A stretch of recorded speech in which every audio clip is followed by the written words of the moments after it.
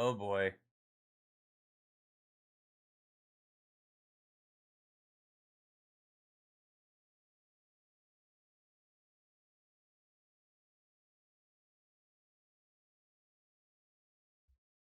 All right, gamers.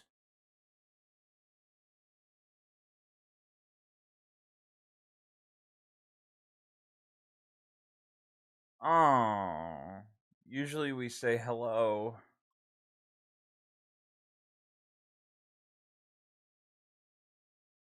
Fucking pinging me in the middle of my fucking setup. Oh, I'm sorry.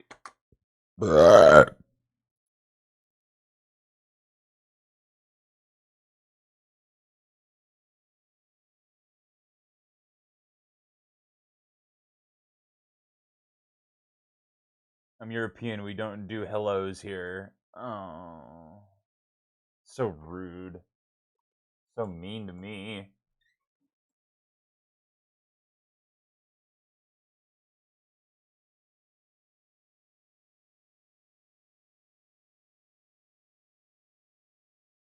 Ooh, that's not good. Ooh, oh, I don't like that.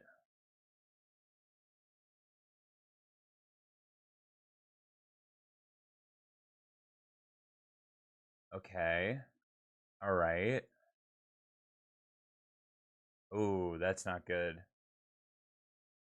Ooh, that's not good.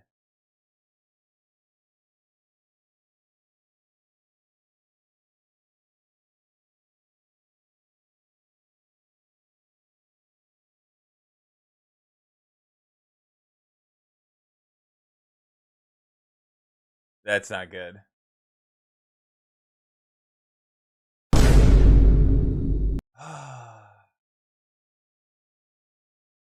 Nothing can be an easy fix, can it? No. What it's do Okay, so what it's doing is I'm gonna unplug it because it's just not gonna work. I know it's not gonna work. It's just gonna be a pain in the ass. Hold on.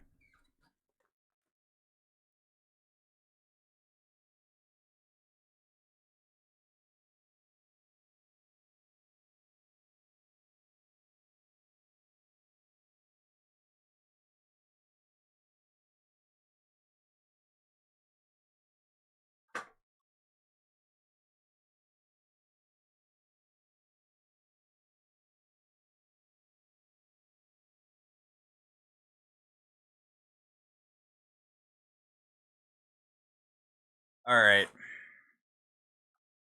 Yeah, that'll do it. Okay. That was annoying. Well, that's why we test. I'm gonna have to return that. So what it was, I got an HDMI switch, like a switcher, and it just can't handle it. I had a feeling it wouldn't be able to.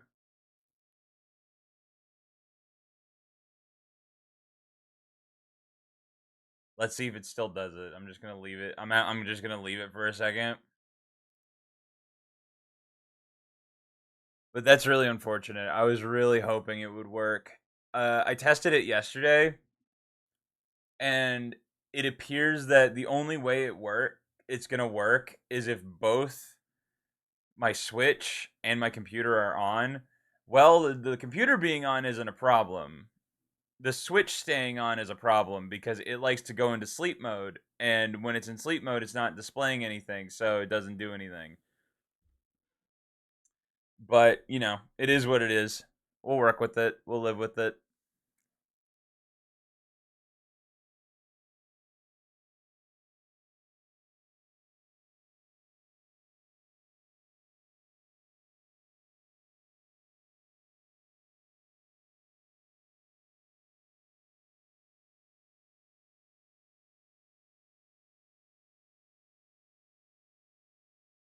Um, you know what? I kind of want to do this. Hold on, let me do this really quick. There's just no easy fix. I need like a. I don't even know if a full KVM switch would fix it, but because it's just running. Like I'm essentially just putting like a band-aid over it. That's all I'm doing, and it doesn't work like that.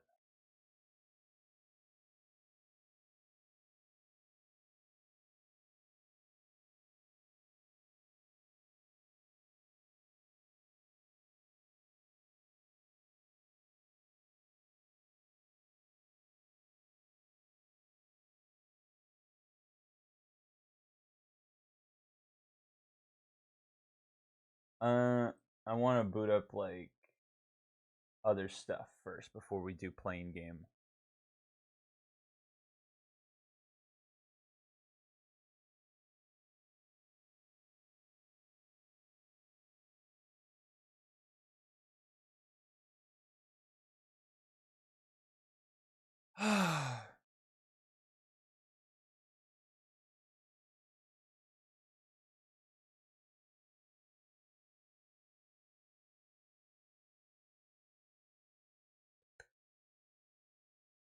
I will say, I love having the ability to do this and that and other things.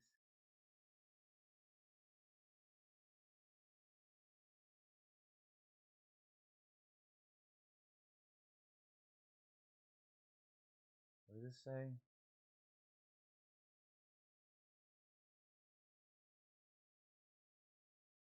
All right.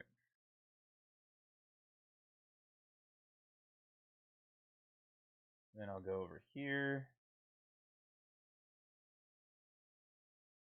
We'll do War Thunder later. I just kind of want to chill for a minute. I've been taking so many naps. I have, I have a, I think I've grown out of my nap phase.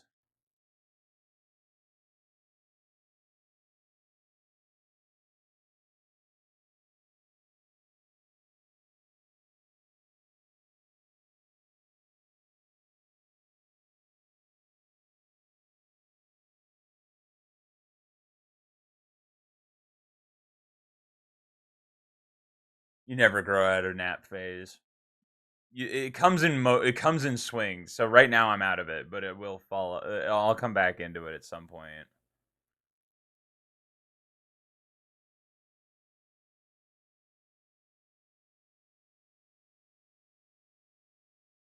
I don't know what to put on my stream deck.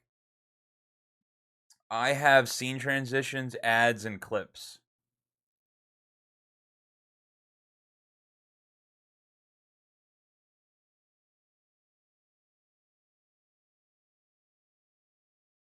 Mm, mm.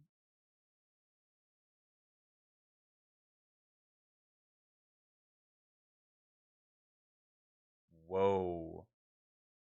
Whoa. Where's the other one? Hold on. What happened? Hold on.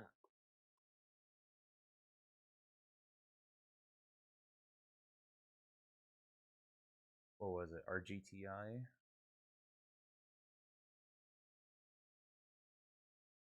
What the fuck happened? It fell fucking 50% overnight.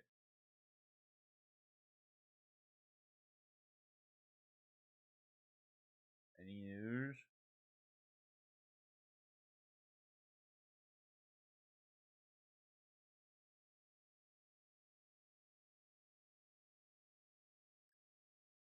Anyway,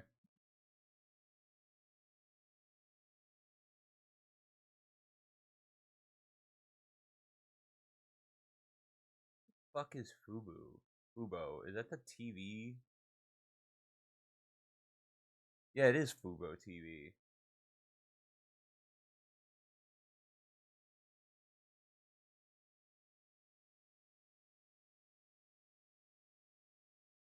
Anyway, what are you guys up to? I know what Watcher's doing, but what are you doing, Tumor?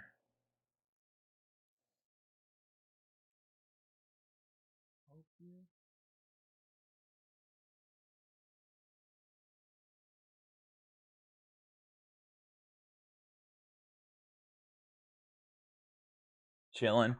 Dude, I don't know if you've seen it. I doubt you'd seen it because you're not in America, let alone California. There's a massive fire here, like absolutely massive. I think it's the biggest fire I've ever seen. Like I've been in California my whole life. I've seen a lot of fire seasons, but like this is probably the biggest fire I think I've ever seen. Like I am 2 hours away from Los Angeles and I can see it from here. Like it's massive.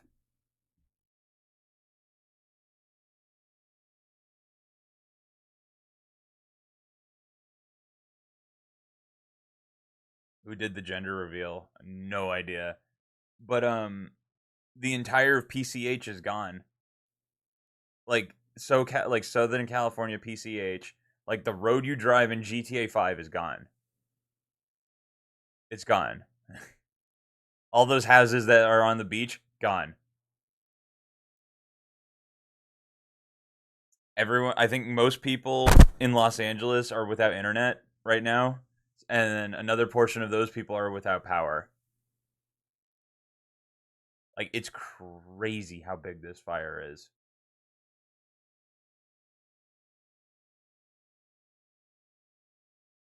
So housing prices are going to go up. No, they're going to go down. Insurance prices are going to go up.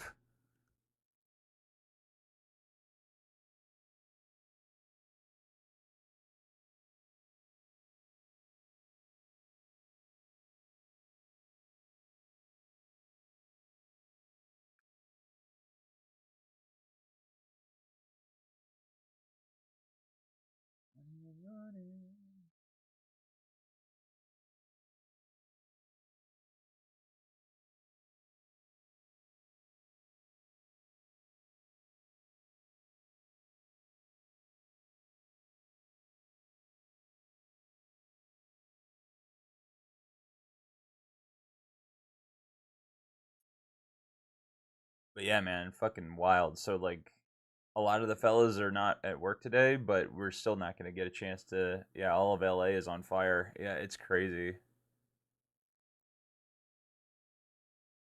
Malibu, like Malibu is gone. Like it's insane.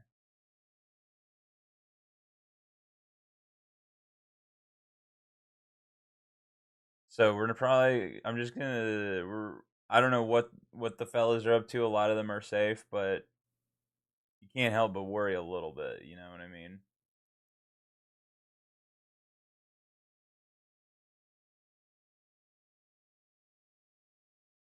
And another odd W for Bakersfield. Never thought I'd see it.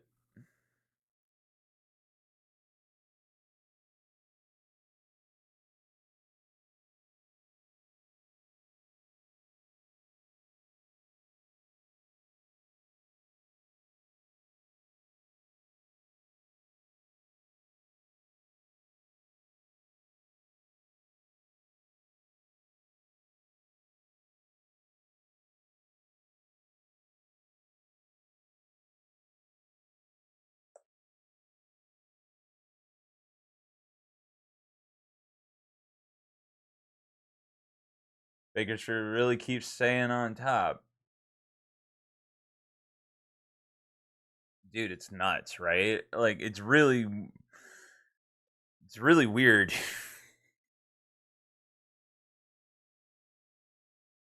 Like, dude, this place is like low tier, but it keeps just kind of dodging bullets, and I'm kind of for it. Dude, I could not. I barely slept last night because my tummy is not happy.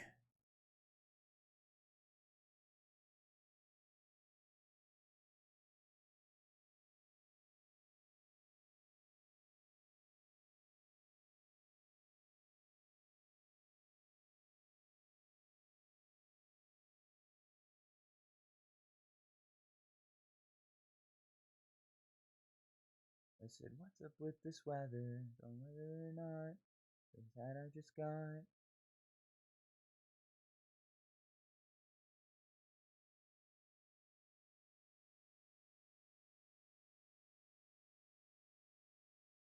I need to unplug that HDMI switch because it just straight up doesn't work. It doesn't handle what I need it to handle.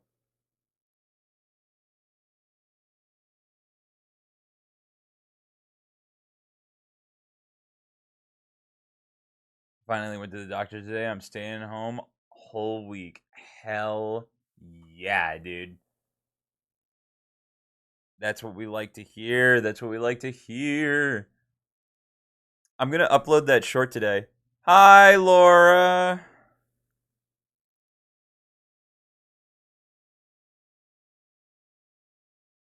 LA on fire is another day in paradise. Yes, sir. Don't worry, I'm not on fire. I know you guys were concerned. I know you were concerned.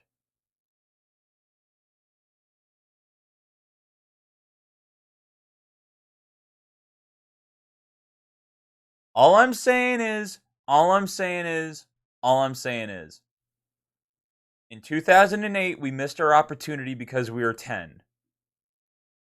I need Eeping tonight. No, no, you have a day off tomorrow. You have a day off tomorrow. You have a day off tomorrow. No. I know you're hot, but not in the same level. I know I'm a good looking gent. I don't have a day off.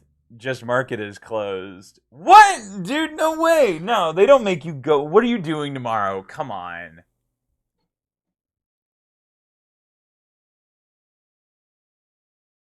Come on. Everyone has the day off tomorrow. Watcher's got the day off tomorrow. Toomer's got the day off tomorrow. Come on. Jimmy Carter died. I research and trade, so now I'll just research. I still look better. Uh, Arguable.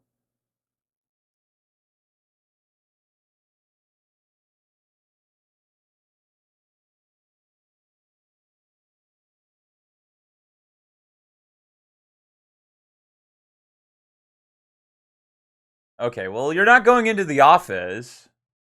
That means you can stay here and keep us company. I do all work at home. So when are they hiring me?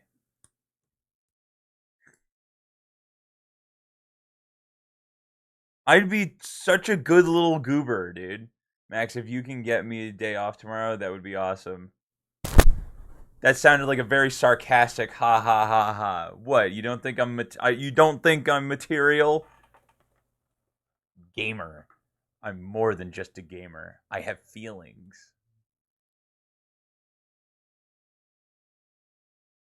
Shut up, Explore Edge bullshit. Fuck you. No one uses you. People use you to download Chrome.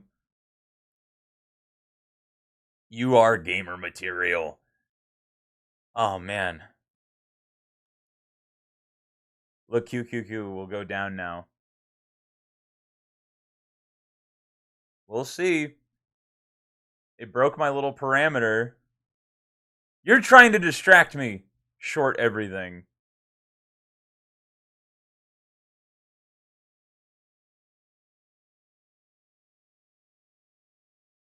Okay, don't. You're reversing your reverse psychology, I see. Well, it may work on others, but not me. I'm too smart. My brain's too big.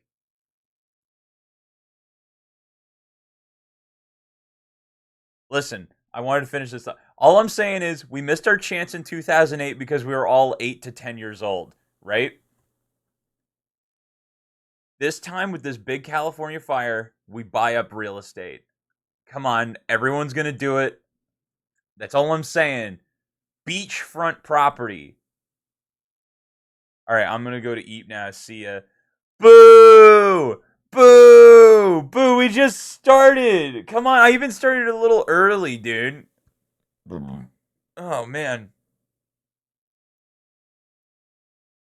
Why does everyone go sleep so early, dude? Nerd! Boo! Boo! Boo! I need to be up at 5 a.m. Boo! Boo!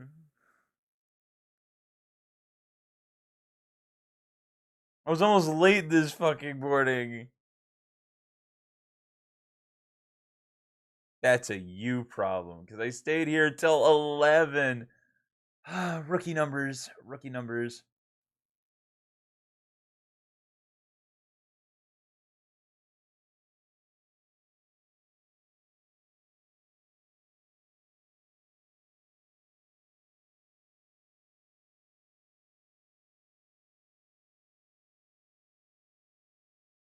I went into work with zero sleep on a Monday. Leave me alone.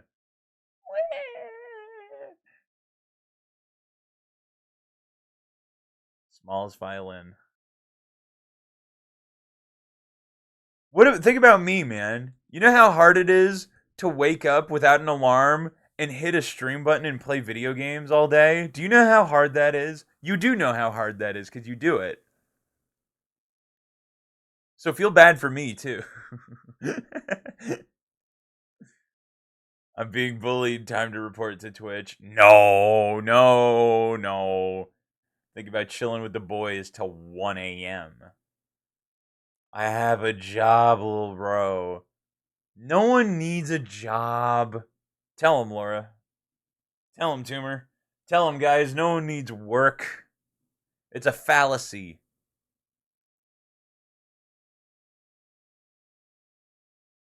I am paying you.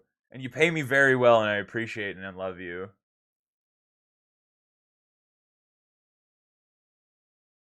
Going under.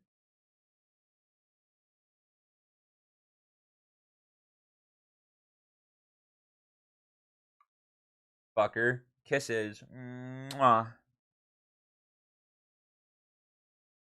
You work for. Yes, boss. Yes, master.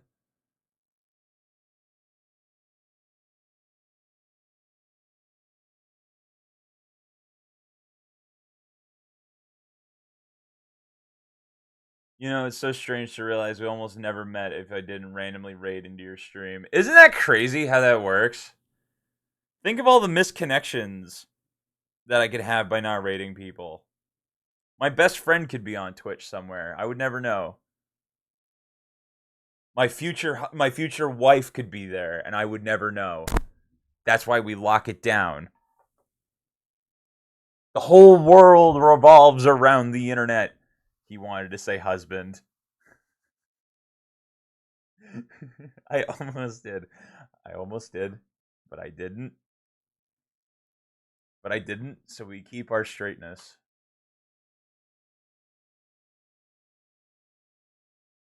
Listen, listen. I'm going to report you to HR. These are unfit working conditions. They're very mean to me. I will cherish this. If it's a good enough clip, it'll make it into YouTube.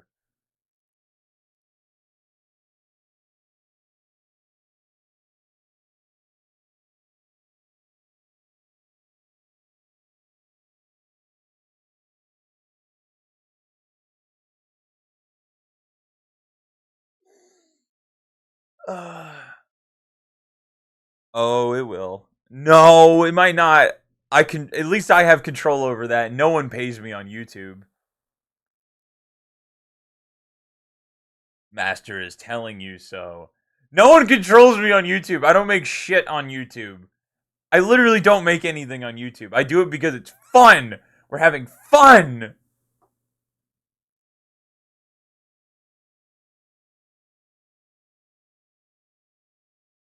Used to know, she said, I know what I've become.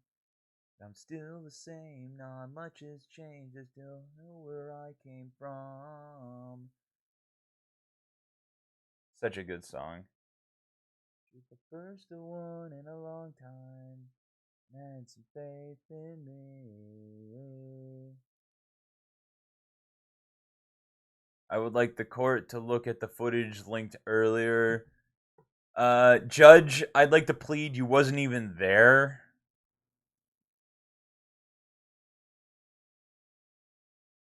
I tell you too much of what I think. Can't remember what it's like to find meaning in anything. But for real, I gotta go. Hit him with a womp womp on the outside. Hit him with the womp womp. Nah. Why do you guys gotta be like in Europe and shit? Why can't you be like an American, like cool guys? I'm not doing that again. Come on, it's Wednesday. It's practically the weekend.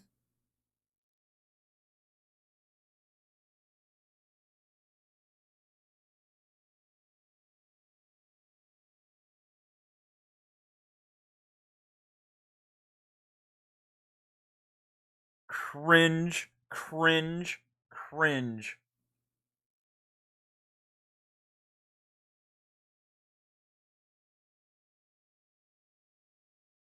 Slinging drawers that weigh it in at 10 to 15 kilos a piece on 5 hours is not fun.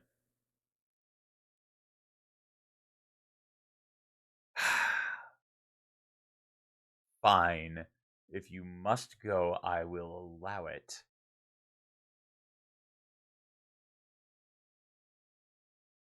Aren't I kind? Aren't I generous? The lights on. You're the first one in a long time. And it's a big thing. I had no power. I had no power of that either way, little bro. I'm older than you. I'm not little, dude. Also, you better fucking make it to TwitchCon next year. Oh, there's no shot. Are you kidding me? Dude, I barely leave the house. I will be looking for you.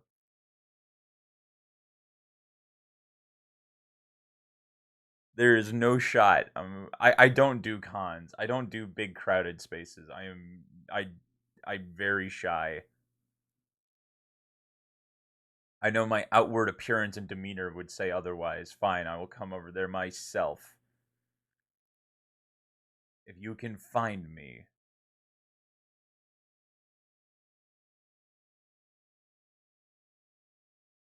I'm just gonna make a little compound so you fuckers are just gonna come bother me.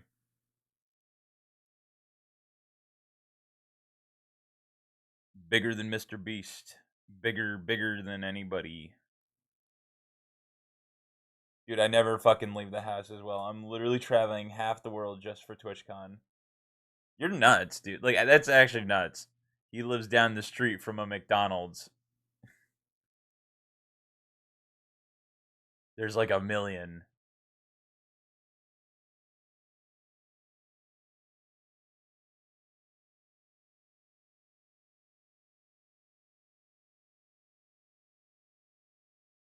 Insane in the brain. There's like, what, 8 in his city? Dude, there's like 5 on my block alone. Everyone's got a McDonald's. Ooh, I love a McDaniel's frame broiled Whopper. Oh, that's right, we're on television. It's so annoying. Everyone knows what they're talking about. Time to cross reference.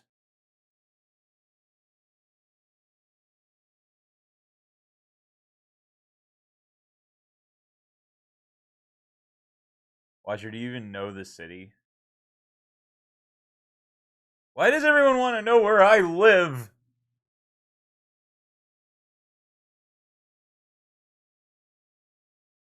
Oh, dude, I had a tragic realization the other day. One of like my OG favorite content creators from like back in Nam revealed to be a furry. He's not OG enough for the doxing himself arc. And I really don't know how to feel about it.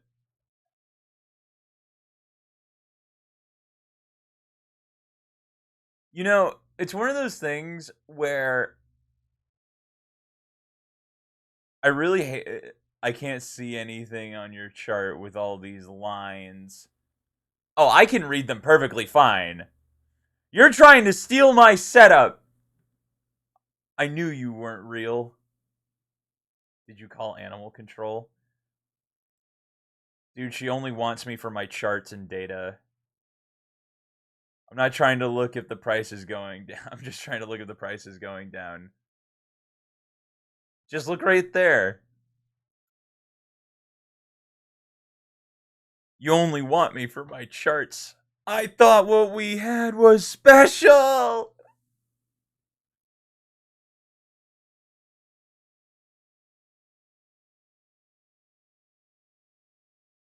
I don't need your charts. Well, what's wrong with my charts? So, okay, so I can't provide anything. Okay, I see how it is. I'm kidding. Keep in mind, there's like 5 seconds delay between stream and reality. You're just trying to steal his homework. Bitch, the only special thing about you is your special needs card.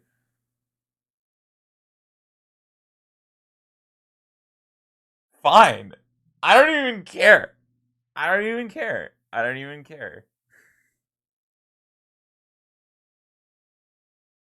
None of you will come at me harder than Critic did when I first started streaming. Critic is by far the worst, and there was no competition. Critic was the worst, and Tumor can verify that Critic was the worst. He legitimately made someone I was collabing with cry on stream, and I look back on it and I'm like, wow, that was fucked up. But for those who don't know, is that not only I warned her, he warned her, Tumor warned her. I saw Critic make a woman cry. Dude, she hasn't streamed. Like, I've checked. Like, she hasn't streamed like ever after that. Like, he legitimately made it not fun for her anymore, which is insane to me.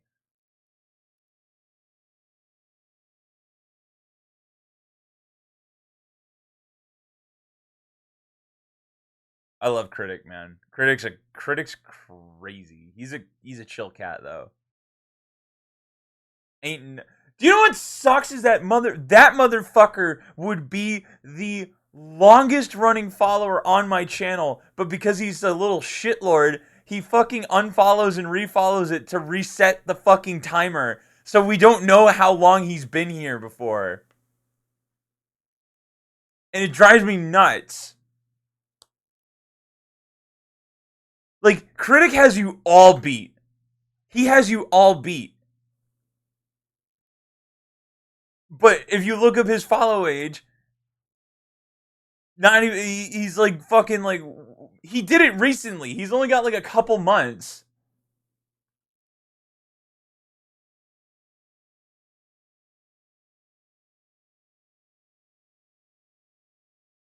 But I don't think that's true.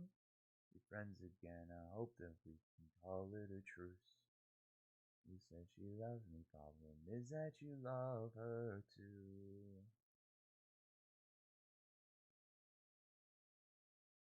It does not work because it hates you. I don't even know why you're mad, but I can tell you're bitter. Why? Why? Why?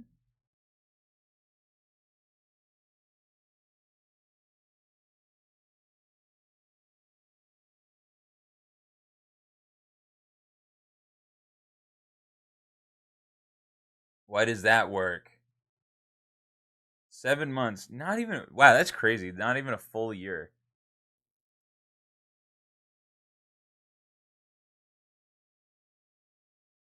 Damn, I've been here for 7 months already? Yeah, man.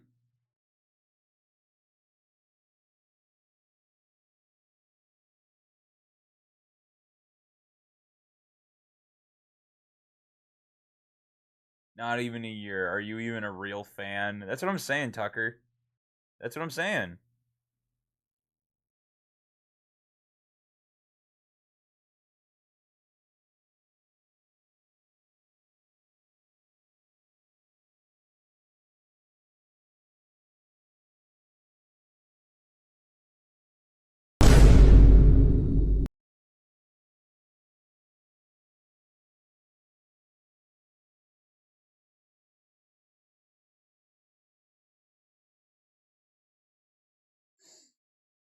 I don't know, man. It still so baffles me how we got to know each other based off a random decision I made late at night. That's how it works, man. Everything happens for a reason. God is real. God is real. He makes shit happen. I don't know. Like, I do think that it's just like regardless of your belief system, I like at the very least some shit just happens for a reason. I fully believe it. Like, there's like I've talked about it before. Like, there's just like for me at least, there are too many things that are just like you can't. Like, there are things that are too consistent. You can just chalk up to being a coincidence. You know, like there's no way. It's just like shit will line up like that, right? I keep fucking hitting my fucking elbow. You know what I mean? Like there's it's too consistent.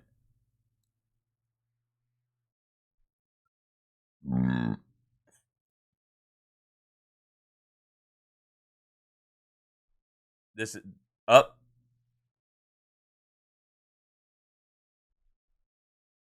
Elgato being Elgato. Uh, I'm in a bit of a dilemma though. How so?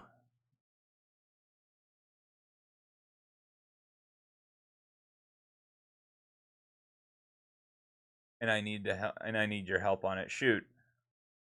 I'm think. I'm just gonna be multi-braining here. I think I still have my old Elgato, which I think I can just plug. Okay, you know what? I might do that because I really don't like unplugging and plugging it in every time. Like we need to.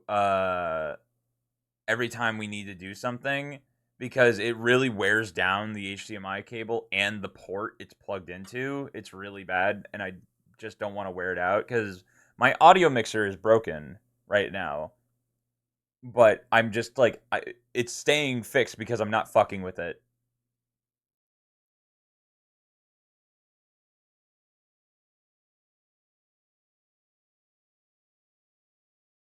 Oh, God, dude, this is not good. Up. Okay, it just gave up.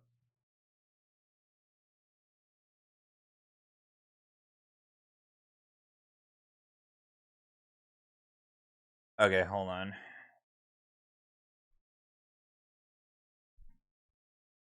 That is really annoying.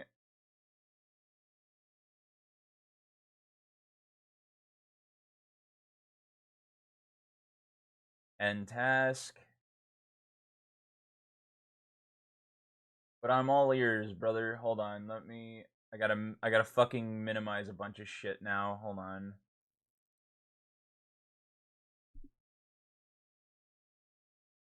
Magic.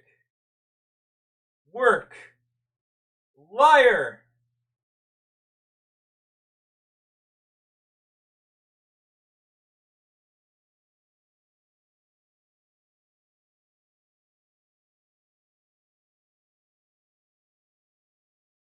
There we go. Okay. Please, I pray to God that it stays fixed because I think I'm gonna postpone shiny hunting until like I can kind of find like a more permanent solution. Okay. Going here. Going back to this. Going here. Okay.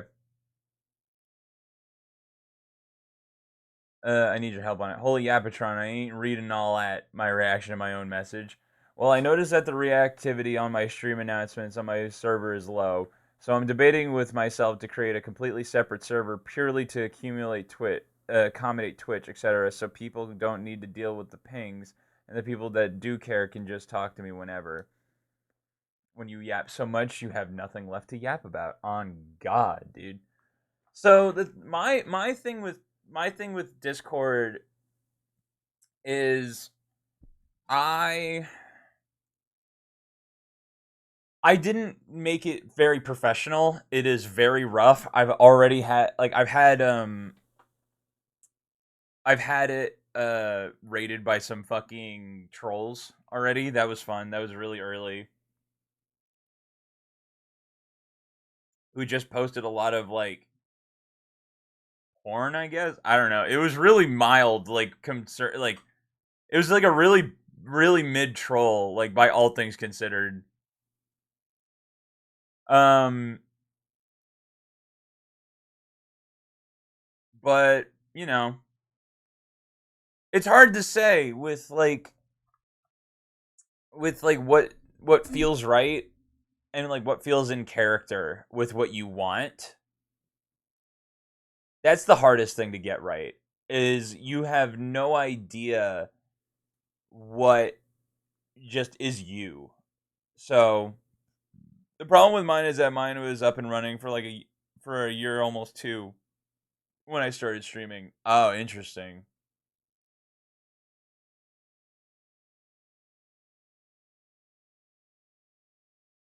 I don't know. It's hard to say because mine is fairly like young. My server is pretty young, but it doesn't like I also don't focus on traction at all. I don't. I just do it because it's kind of a rhythm. And everything is set up around gaming and not streaming, and I tried to mix it up and but I feel like it works like I you get better traction on your stuff than you do on mine.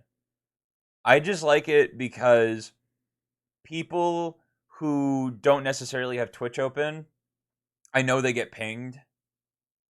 Like a lot of my friends are in my server who don't usually sit on Twitch all day.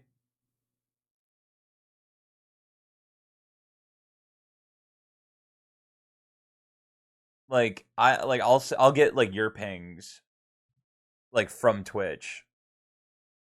I'm also very good about keeping my Discord clean, as you can see about like I have no +9. I know you stream because I see your Discord thingy become purple. That's also another one, yeah.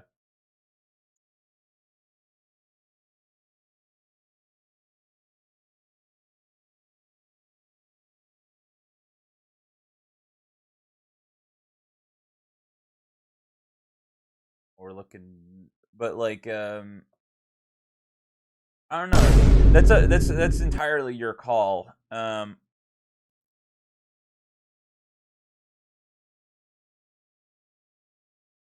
But it's hard to say. It's hard to say because like I don't use my own server like for anything, but I'm okay with that. That's the thing. Like I'm okay with that. No one really uses my server.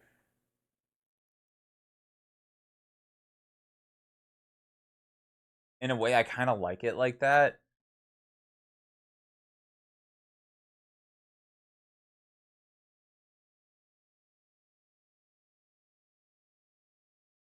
It's hard to say. Same here. It's the fact that some of the guys there I have known for like 6 years. Okay, almost 6.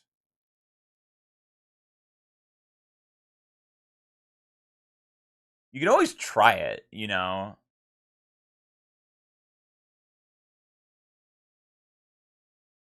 because I'm always on the side of consistency. It may not be like it whatever gets you to do the thing you want to do more, you should do it. That's all. That's like I know it might not be very helpful to say that, but that's just kind of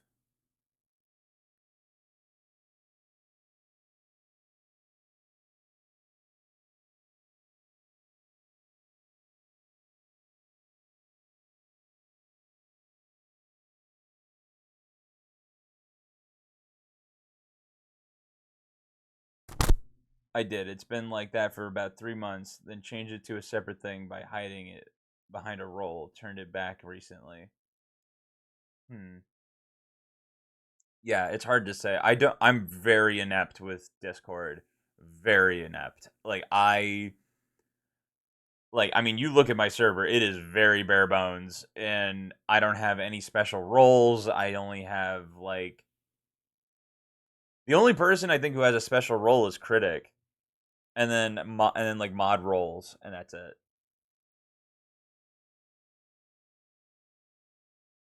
Which reminds me, I need to.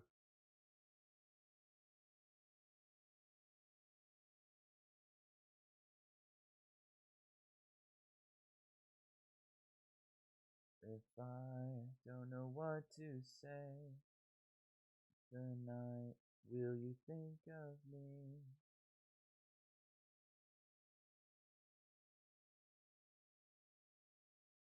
Yeah, who feels just like me? Does Critic still stream? No. I've tried encouraging him to do it, but he's just not. He just doesn't feel it. He doesn't feel it like you and I do. His streams were vibes, dude. Like it was so simple. I get it though. He's got a lot. He's got like a lot going on in his life.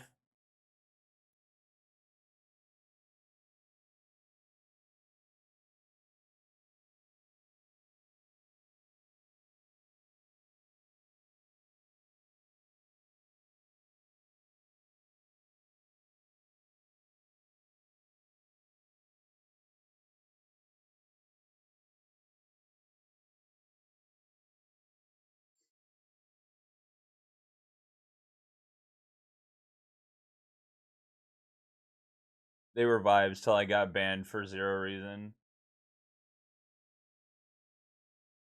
Wait, you got banned on his stream, or like you're banned in general?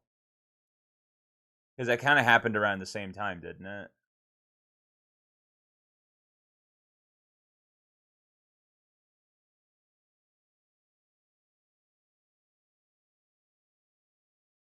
On his stream. Oh.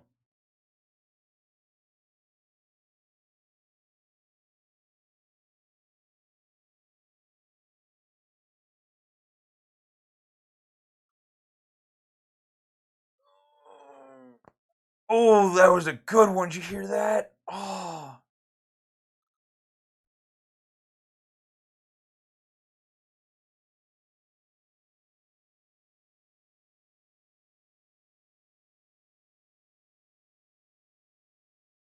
Anyways, I'm gonna take off and take that info with me. Faux show, King. Faux show. Yeah, just do it. Like I'm always on the side of do it. Are you shortened, son? Maybe. I'll see you twats later.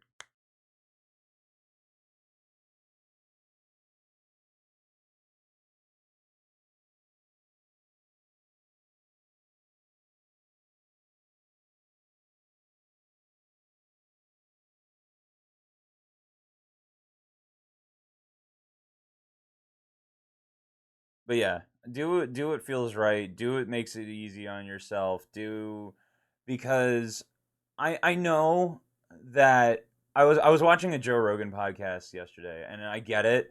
There are people who need a momentum kick. I do. I understand that. There are people who need a momentum kick, and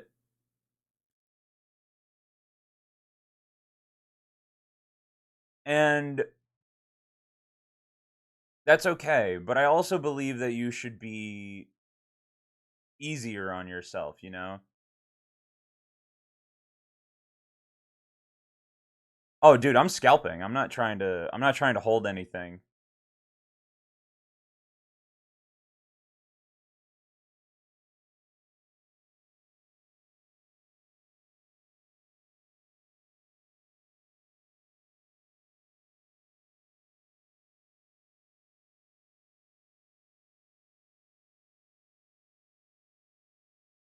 Hold on. Now I got to add it to my friggin' trade diary. It's never too late to short, or it's never too late to take a position if your signals are triggered.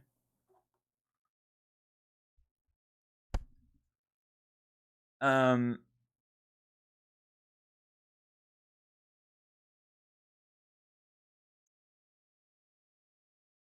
I here like you know what? This is a really good window.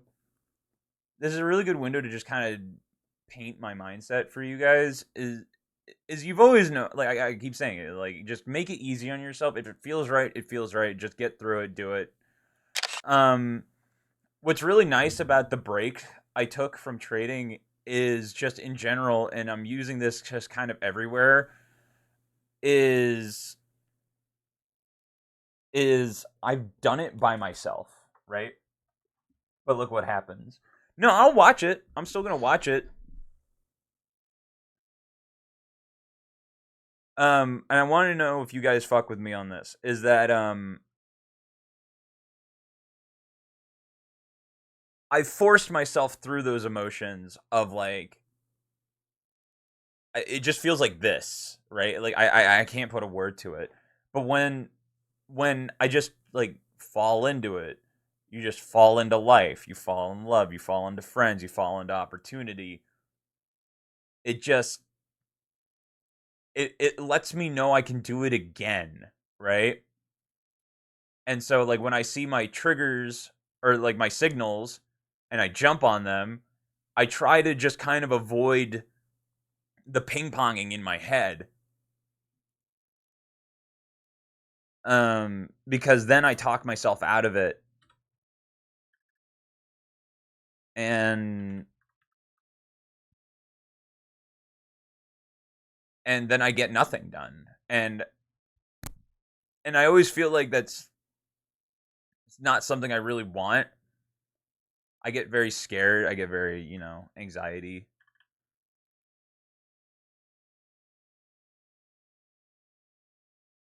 But I like my trade diary because then I can just kind of, keep track of everything. I don't know. Just a thought.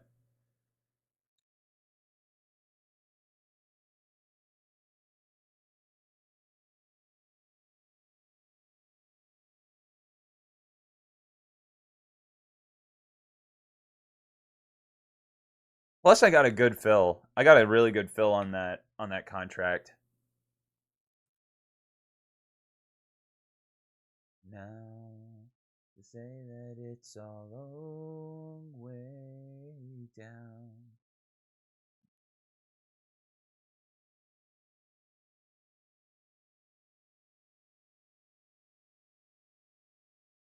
There we go.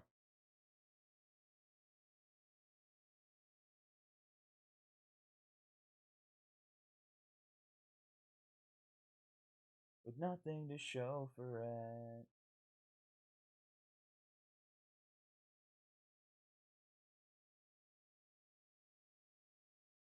Too low with nothing to show for it.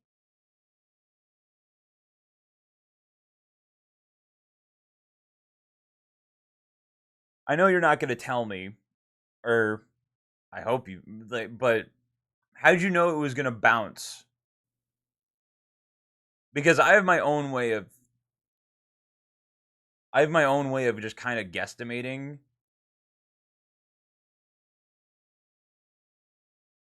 But you were kind of on it with that bounce.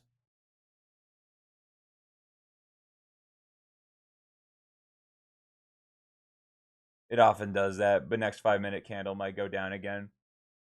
I don't really use the five. Are you allowed to tell me like what time frames you use, or is that off limits?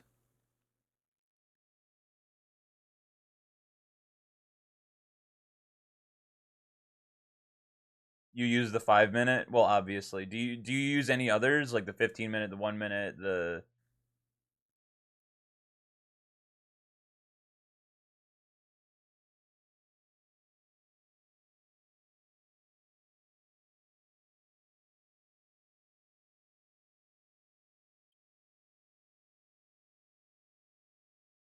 Because I never use the 5 minute. I don't know.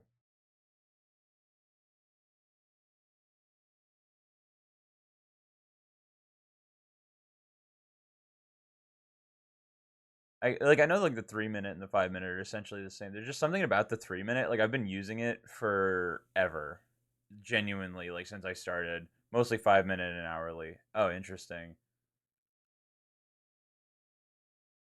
Like obviously you can see which ones I use. Like I'll use everything from the 1 minute to the monthly, but the monthly dailies I use for longer term holds, and I have been slacking, dude. I have been slacking on. I like the 1 minute the most. The 1 minute is good, but I go by varieties of strength, right? Least amount of strength, medium amount of strength, but obviously like it go by the longer the time frame and the longer your triggers are out, then the more strength will be behind the momentum. That's always how I see it.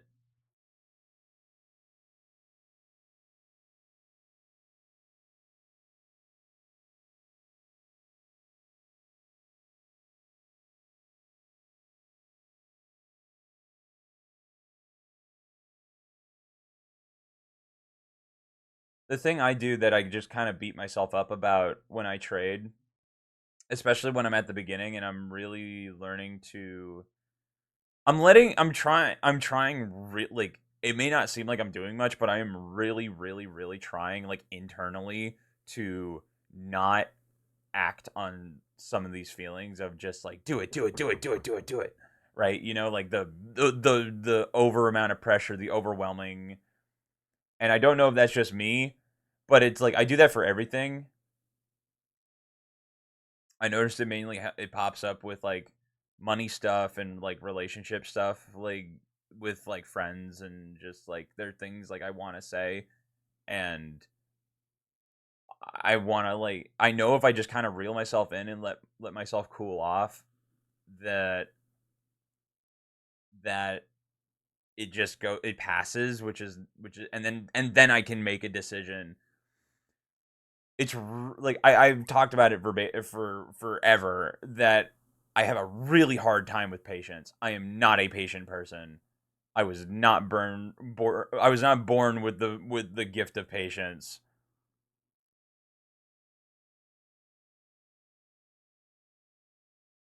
I like it. I like my things now. I want to have my needs met immediately. But, you know, some of the best things I have in life are things I've waited for and grinded for. And I know it's the same thing with like the really big stuff that's coming in my life. Like a car, again, like I keep bringing relationships, money, home, family, like all these like really big things. Like I know 100% certain. Like that's the thing. It's like I know that if I'm patient and I'm like go with the process and go with the flow, I'll get there, right? And it's the same thing with everybody, right? It's the same thing with streaming. It's the same thing with your job. Anything. It's just like it's so hard to just be like, wow, all right, here we go. And I'm kind of double fucked because I like to fix things. I don't like to leave things broken. I don't like leaving things unsaid. But sometimes saying too much can hurt. And like I not to mention like on the other side of that, like I just feel like a retard because like I'll look back at shit I've said and I'm like, oh my god, why did I say that? Why did I say that? It could be the most well written, eloquent sentence that it words my feelings flawlessly, and I will still look at it the next day and go like, "What the fuck is wrong with you? Why did you say that?" But that's just how I am. That's how I do.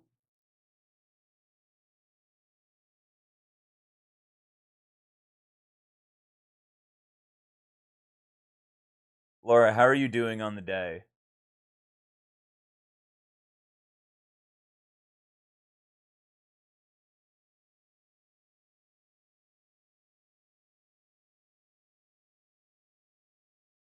I'm up 8K. Hell yeah.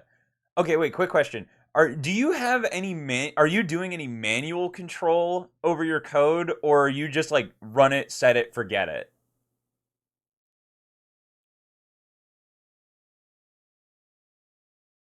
Like not going into your actual code, but like just more of like the process of like your like manual control over the code. Like okay, like if you're if like let me paint a picture. Like if the thing you're wanting is like okay, you want a stock to go down and it starts going up and it starts taking a shit, like you start losing money, do you take control over that or do you just like let it go? Like do you just go like the code will do it better than me or that's kind of the question I'm asking. Like how much manual control do you have over this, do you think? Sometimes an order doesn't go through, and I'll send a manual limit order at the price it should have traded at. Oh, okay. But manual trading sucks. Oh, yeah, it does.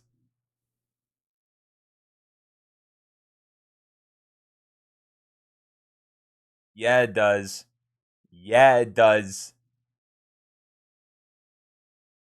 But at the same time, at least for me, I feel like I'm learning something when I manually trade. Like sometimes I want to short something, but it's HTB or something, and I can't, and I need to use a different broker, extra steps, right? Yeah, you're nuts for. I mean, the fact, like, I still haven't been. I don't have enough money to short shit, so I'm kind of limited on options. Are you still still doing options, or are you still just sticking to your shorting strategy?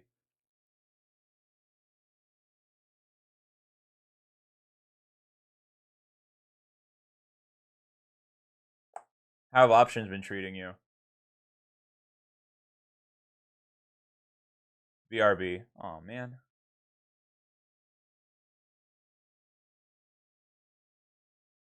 options have been bad. Okay, but BRB, I will be here.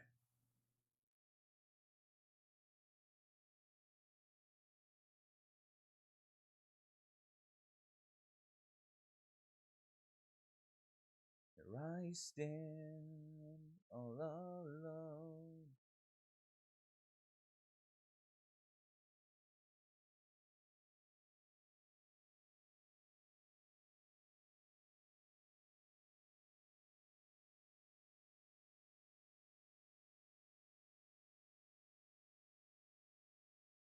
I still have no idea. Does anyone have any idea what happened? Tech stocks decline Wednesday afternoon.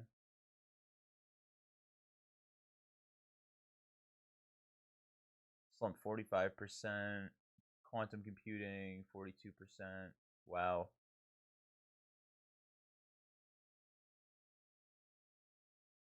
I think the problem. This was a stock my friend recommended to me, and it was doing really well. It was doing very well. I was up almost. I think I was up almost 100%, but it just got all wiped out. Um,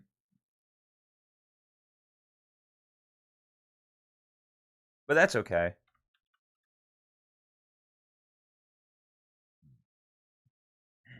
I still because the problem is with in my opinion, let me know if you feel me on this. In my opinion, even if you're not investing, people don't know what quantum computing is. You don't know what it is because if I had to try explaining quantum computing to a 5-year-old, right?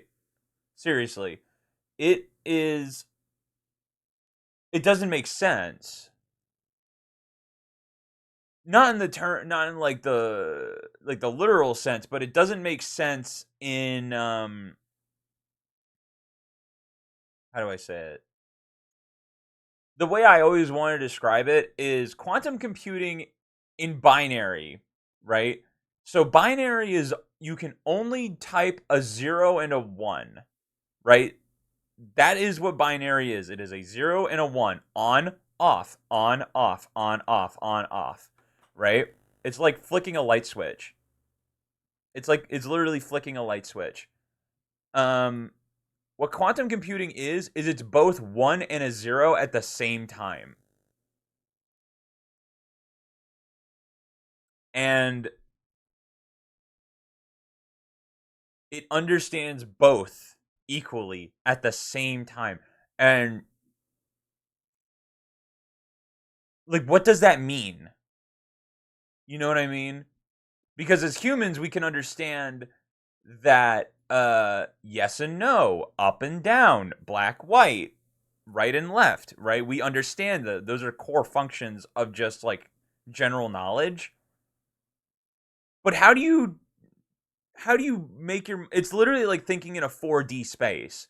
You literally you because you think about it like this. You see in two dimensions. Everything on around you is flat, but you live in a three-dimensional space, right? You yourself have dimension to it. Like you are a 3D object. But you can't visualize in a third dimension. Like you can't extract yourself to view the world from a third dimension, like literally perceiving objects as you live in them, which is insane. So now take quantum computing, which is supposed to be like a fourth dimension on top of that. You are in a fourth dimension viewing things from a third dimension, which is insane. That's not like I'm not talking in dimensions like oh, there's another universe. No, no, no, not like that. It's literally like you can't physically perceive what is going on, right? Like if you were a 2D drawing, right? I think there's a Futurama episode like this where it's like if you were a 2D drawing, you would perceive the world in a one-dimensional space where everything would look like a line.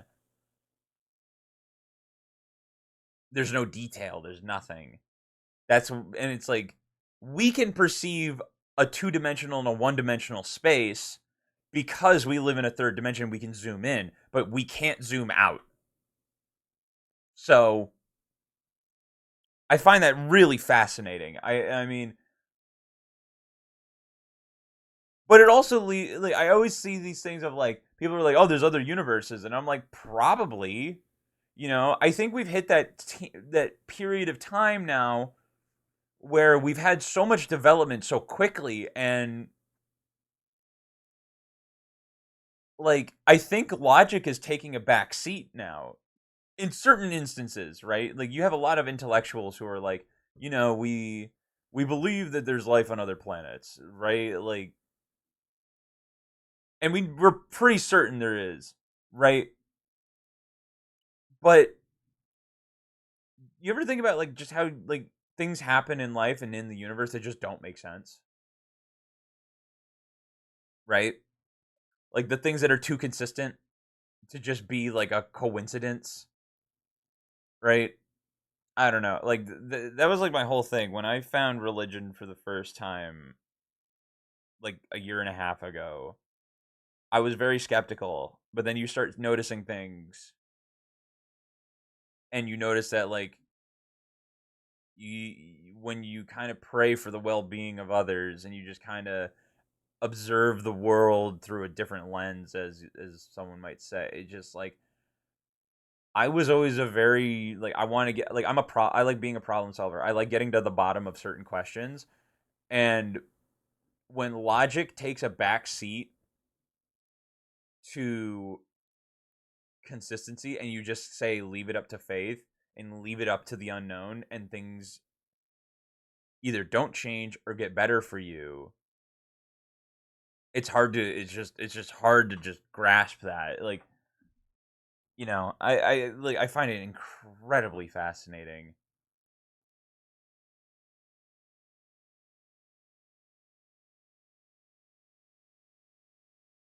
And it's like the other thing is like I'm really just into history, right? I mean, like you can't have history without religion. You can't have religion without history. It's insane how deep that rabbit hole is. It is the rabbit hole, like everything that's happened ever is within it. Like that is a crazy thing to just try and wrap your head around.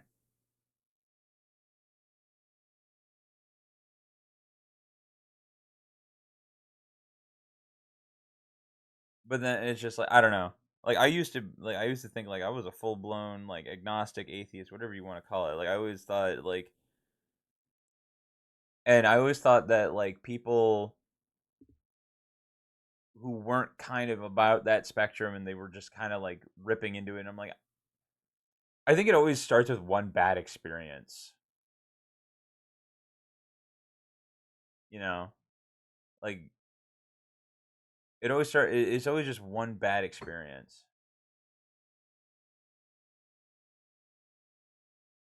And I don't know. I feel like like I've had an interesting kind of runabout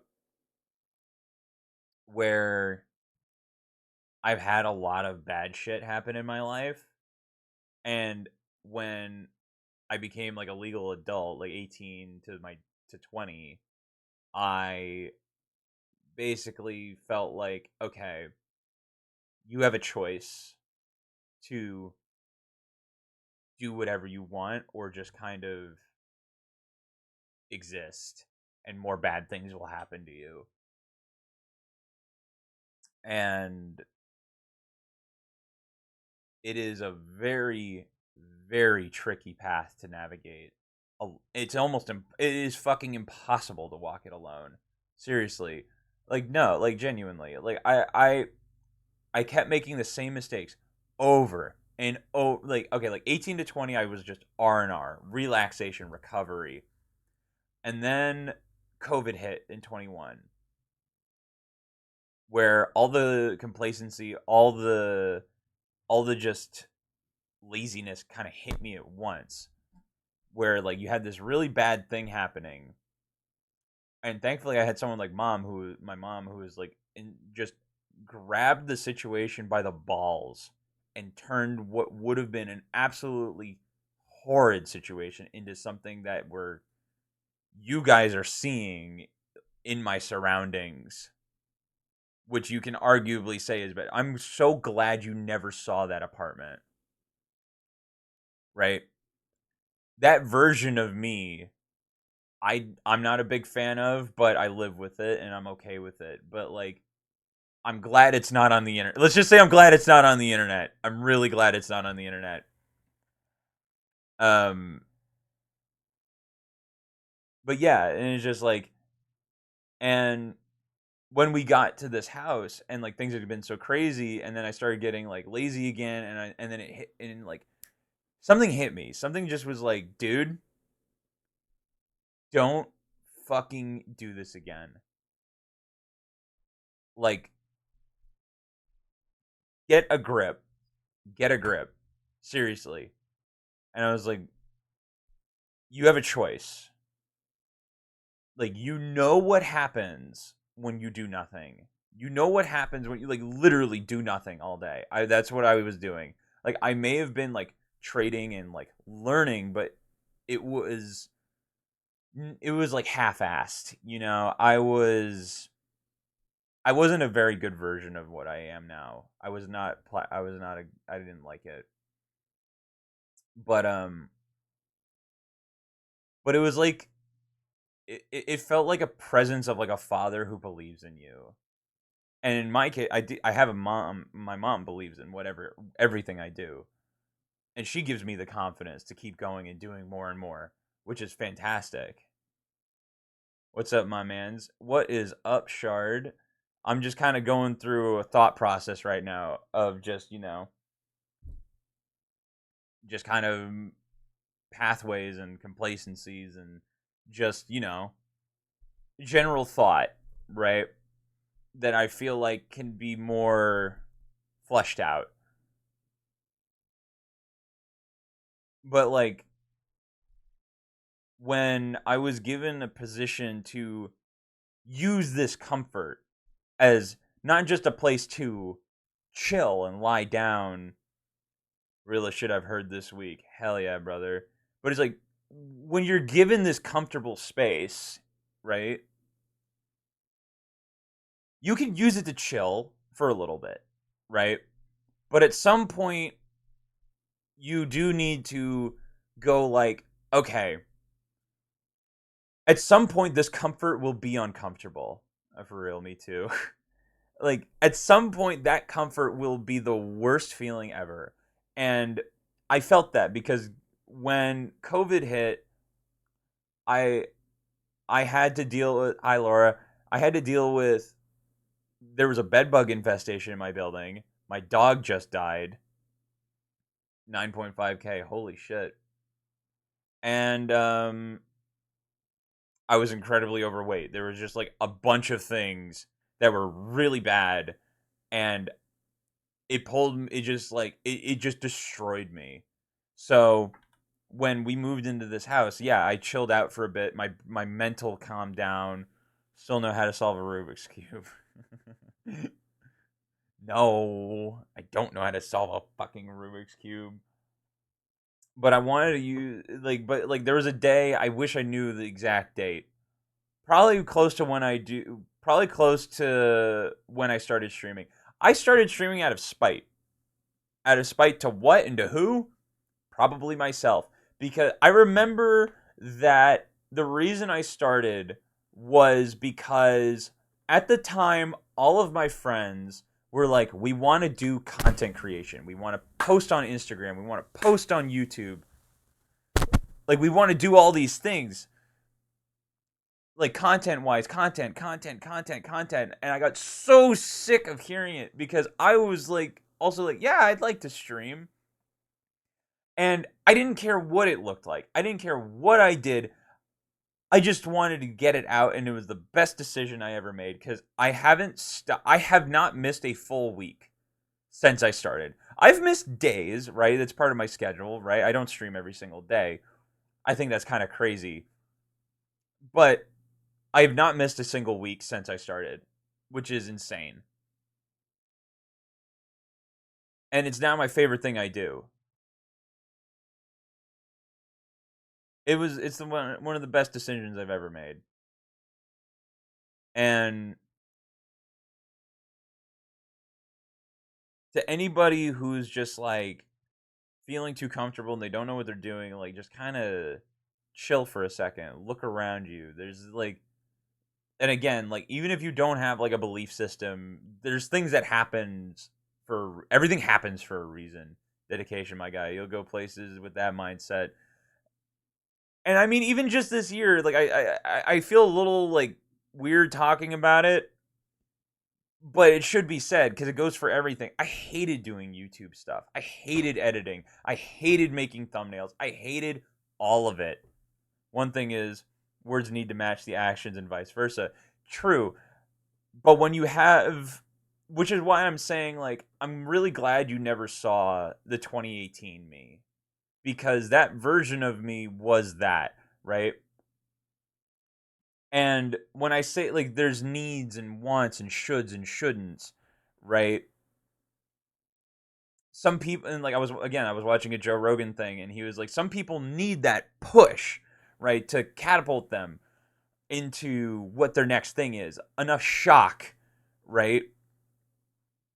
But also just having that presence to understand that like hey, this comfort will end if you don't chase it, right? If you're not uncomfortable for a little bit, you'll be uncomfortable forever, right? Which is why I work out every day. I work out for 2 hours almost 4 days a week. And my friend like I talk to my friends about it and they say I'm crazy. They're like I only do 45 minutes and I'm like but I'm comfortable in that place where I'm working, right? This makes me uncomfortable. Some parts of like this conversation kind of makes me uncomfortable, but I also like it, you know? Like I think about it whenever like I meet new people. New realest shit I've ever heard this week. And I'm blessed that the people I've found on Twitch have actually, been very well receiving of this mindset, which I thought was really surprising because I had my perception of the internet, everyone's kind of an asshole and everyone talks like just like a Reddit nerd, right? But it's really different. And I don't want to say names in particular, but like I see people like in my close life and in my distant life where I'm like, wow, like I can't help you. I pray for your help. Perception is a dangerous drug. Being aware of things is dangerous, but it's also the most uplifting blessing you can have because it's a tool, right? Everything you're given, either you worked for or has literally been given to you, is a tool to just make yourself happier. You can use it to smash your hand, right? If you have to perceive it like a hammer, you can smash your hand over and over again, like say, why am I making the same decision, right? Or you can use it to just be like, okay, I can use this to build something, right? The whole streaming thing, like I take it as just like I'm using it. I've become a much more social person because of this. I was not a social person. I still deal with social anxiety to an extent, but this has helped immeasurably, right? And the beauty of it is I got to do it my way. I got to do it in a way that felt real to me because you can not listen to people. Don't listen to me. Don't listen to another word out of someone's mouth that like gives you advice. And I get it. Like there's some good things that come from that. It can spark things in you, and I get it and I respect it. I've had that happen. I do. I mean, I've had it happen recently. I get a bunch of like hopeful shit on my feed on Instagram, which is really nice. But there's no bigger truth than something you've discovered for yourself, right? Nothing will beat it. Nothing will beat it because you know you better than anybody. I don't know you, right? Even my closest friends, someone like I went like my best friend. I went to kindergarten. Like, we met in kindergarten. We've been friends ever since. I don't know him like he knows himself. I will never be able to put myself in his situation, right? And I only know that because I'm me, right? I'm not you. I'm not any of you. I don't know what's gonna piss you off. I don't know what's gonna make you happy. And the only thing I can control is the way I perceive myself. And every single time I stream, every time I go outside, every kind of day, I just am like, I pray to God that I'm the best version of myself. Because I don't, it's not that I don't want people seeing the worst side of me, it's that it feels like a workout. I know I can do better. I have done better, right? And it becomes this momentum in this process that you really enjoy maintaining. It's like building a garden, you know. It literally, it's building it's maintaining, caring for a garden, right? Like my dad taught me that, which is really really annoying because like you know, my mom taught me to hate my dad, and there are parts of him I still don't really care for, but as I've gotten older, there are things I'm just like, huh. Well, shit. He is speaking to the people, and it really pisses me off because I'm like, God damn it, he was onto something there. You know, like he loved gardening, loved it. He made me hate it because it would be hours as a kid, like 8, like 10, 12, all the way through the teen, all the way till I was like 16. He made me garden, and I hated it. I hated everything about it. I hated getting dirty. I hated being sweaty. I hated being out in the sun. It was awful. I hated it. I now have a garden. I now take care of plants. And it's like my favorite thing to do. It is like after stream, after or before stream, I will spend like 20, 30 minutes just outside watering my plants and taking care of my flowers. Like I fucking love flowers, dude. I fucking love taking care of my plants. Crazy how life can change, is it not? It is crazy. That's why I believe in something more than me, you know? And there were some things I have control over, like this and streaming and like playing video games and shit. Like those are obviously things I enjoy and have some more control over. And I do enjoy, and I'm so grateful and thankful that I do enjoy them. And it's like, guess what? Guess what? Even when you stop enjoying them, you can walk away at any time. There's nothing stopping you from walking away. And you can come back. That's the thing. Like I stopped trading probably like a week before Christmas, and I was like, wow, I didn't think I would ever come back to that. Like I seriously, like I didn't trade for like almost like a month and a half almost. And I was just like, I really didn't think I wanted to come back to it. And one day I woke up and I was like, I want to do that again. And then now I'm here. and I'm doing it again, and it's fun. It's still fun. It's fun learning about not just the economy, but I'm learning about myself, right? I'm learning what I'm capable of doing and where I need to or need. You don't need, the thing is need and should are very tricky. But I want to be real to myself because like I understand at some point in my future it's not just going to be me, right? And this goes for everybody. It's not just going to be you anymore. You're most likely going to have a family. At the very least you're going to have a loved one, right? Someone you care about. Someone you want to put your best foot forward for at all times. Give it like an adopted, even it's something like an adopted child or your wife, your husband, whatever. It's going to be something, it's going to be someone else. And the only way in my mind as I sit right now, and this may change, is that I want them to be happier than me. You know?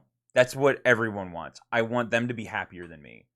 And when both parties are like that, then you just are like it's like, you ever use the stool in Skyrim to break through walls or make yourself fly? It's like that, you know, like it's it's coexistence, it's cooperation. You can like two yous, right, and two thems. It's crazy. And you know, back from my experiences, I learned on the hard way. And given I was young and stupid. Oh damn, you started about love. I'm a hopeless romantic, dude. I always like every man should be. I'm sorry, every man should be. You should be crazy about your woman. Your woman. You should be. If you're a girl, you should be crazy about your guy. You should absolutely be obsessed with them. But it's like it's not like an obsession like you need to be in their skin all the time. But it's like you want to see them happy. You want to see them full of joy, full of life, because you know their potential and they know yours, right? And I'm not going to lie to you, I made a lot of mistakes when I was young. Thankfully, none of them are like permanent. None of them were like too big that I regret it to this day. Thank God. But I learned a lot about myself and I learned a lot about other people and the way a lot of communication is supposed to be done. But that shit doesn't always go the way you want it to go. Exactly. I mean, like I've talked about my first relationship before, and it was always something that made me a little uncomfortable, but it's important to talk about. And I'm again very grateful that I didn't go too far. There were definitely moments where it could have, but my core being wouldn't let me.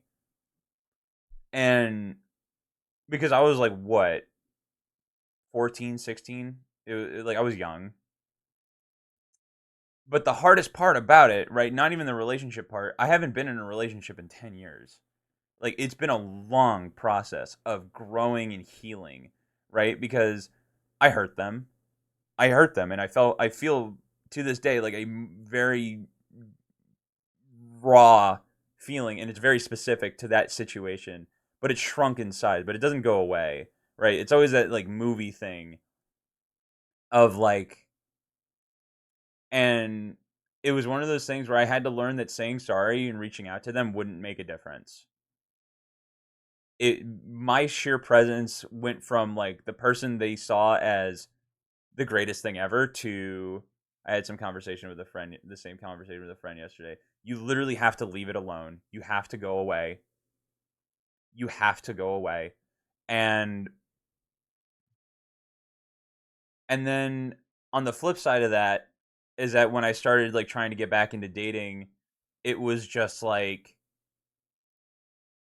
my personality changed entirely because one big like the reason I hurt her is because I was dealing with things in life that were completely unrelated to them, and I had dropped out of school. My dad had left the country. We had been kicked out of our house. A lot of things had been really, and you know, when you're really depressed, uh, you can't accept good things in your life. And the thing is that it really sucks to say this, but she wasn't the good thing in my life, which is at the time it feels crazy. At the time, like it was like she's the only consistent thing, but she wasn't. She was not the good thing in my life, and it feels crazy to say that now still, because she caused me a lot of stress because it was young and stupid because neither of us wanted to be very mature about anything, and being mature was like not the move. We weren't thinking about you know like you're young and in love. You talk about the future. You talk about your future plans. You just like. Thankfully, I was too young for sex. Thank God. Seriously, that was the tipping point. It was just like we had very protective parents, and they kept an eye on us, and thank God they did because some just like we mistakes would have been made, and that it's very much like as I've gotten older, I'm realizing, yeah, there are subjects and topics that you really shouldn't be diving into as a teenager. Seriously, I get it. You're full of hormones. You're full of like probably full of the internet, and you probably get too much porn. Get away from that entirely. Seriously, like quitting porn was like the greatest thing I ever did for myself because it makes things more real. It makes everything more real. It makes people more real. It's not just objects. It's not just a body. It's an actual like person. It's crazy. In It's just distractions.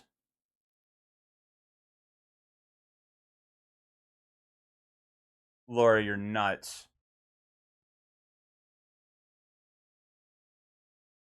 But like, you know what I mean? It's just I know now through the mistakes I made, I've talked about it before, but there's one quote where if there's I've literally narrowed. I'm lucky enough that I've narrowed it down to a single quote that I've heard from multiple different women when I was trying to like build a relationship with them. And they said one thing and it completely destroyed it every single time. And that quote is, "I like seeing you angry." They liked excitement. They wanted like the reaction because I was like a very angry person. Like not like physically, but like I just like to lose my shit, you know? And it was just like those women were nuts. They were really bad. They were really bad cuz they were just like, "Ew." I feel that's to some degree, my man. It's just like I get it if you're in like it. The thing that made it bad was it was like I didn't know them like that. Like I was just trying to be friendly. I was trying to be friends, and they would go out of their way to piss me off. Like literally would go out of their way to ruin my day. And then like you start catching on to this, and you're just like, wait a minute, what the fuck? Like, and they're just like, like, whoa.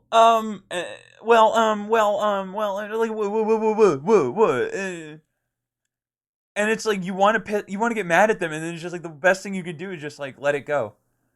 Like I remember, oh my god, there was this one girl who just like would push my buttons to no end, and I hated it. I hated it to no end.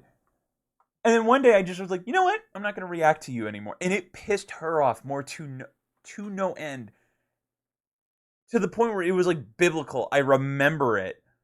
And she stopped talking to me because I stopped getting mad at her. And I'm like, dude, there's some damaged fucking people out there. There's some really sick people out there. And it really makes me realize that, like, yeah, 10 years is really not that bad. 10 years to be by yourself, 10 years to find your peace, to be at peace. And I'll admit, like, as I've gotten older, like, times it flares up and I'm not at peace by myself. I really, really want the company of somebody I care about, right? Not just like my mom or a family member or a friend. Like, you know what this person is. It's it's just everything. It's everything you ever wanted in a human form, right? And I get it. It may sound intense, but it's just like that's what it should be. That's what it's supposed to feel like. If you are just like dying to just like, dude, a handshake, a hug, like not even like intimacy, into like you can have intimacy without sex, right? You don't need. That's the thing. You're making sense, not gonna lie. And I'm gonna just try and do my best. That's all I can do. That's all I want to do is I want to do my best for myself. Oh shit, market closed. Market is closed. We made our money and we're done. But and I get it. It makes these kind of conversations make people uncomfortable. 12K. Damn, dude, you're nuts. When do you get your bonus?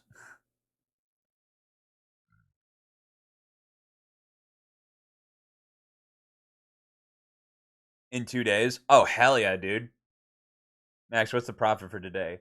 11, count it, $11. I'm working with very small sums of money. But, on the same subject, we're getting better. I want the consistency to be there. I want it to be easy. Profit is profit. Very true. Like, it needs to feel easy to you. What percent gain is that? 10%?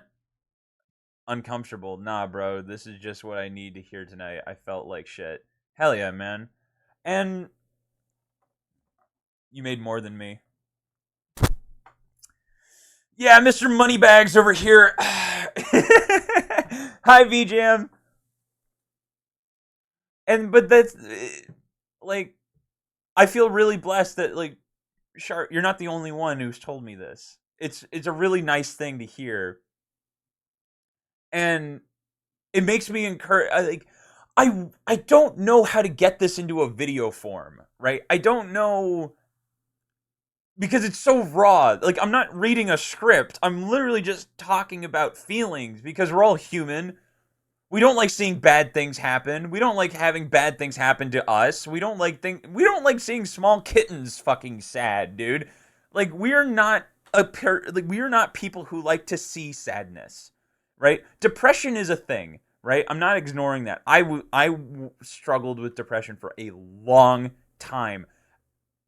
But it isn't until you get a grip and control over the things that make you happy. And a lot of the times it is entirely revolving around other people.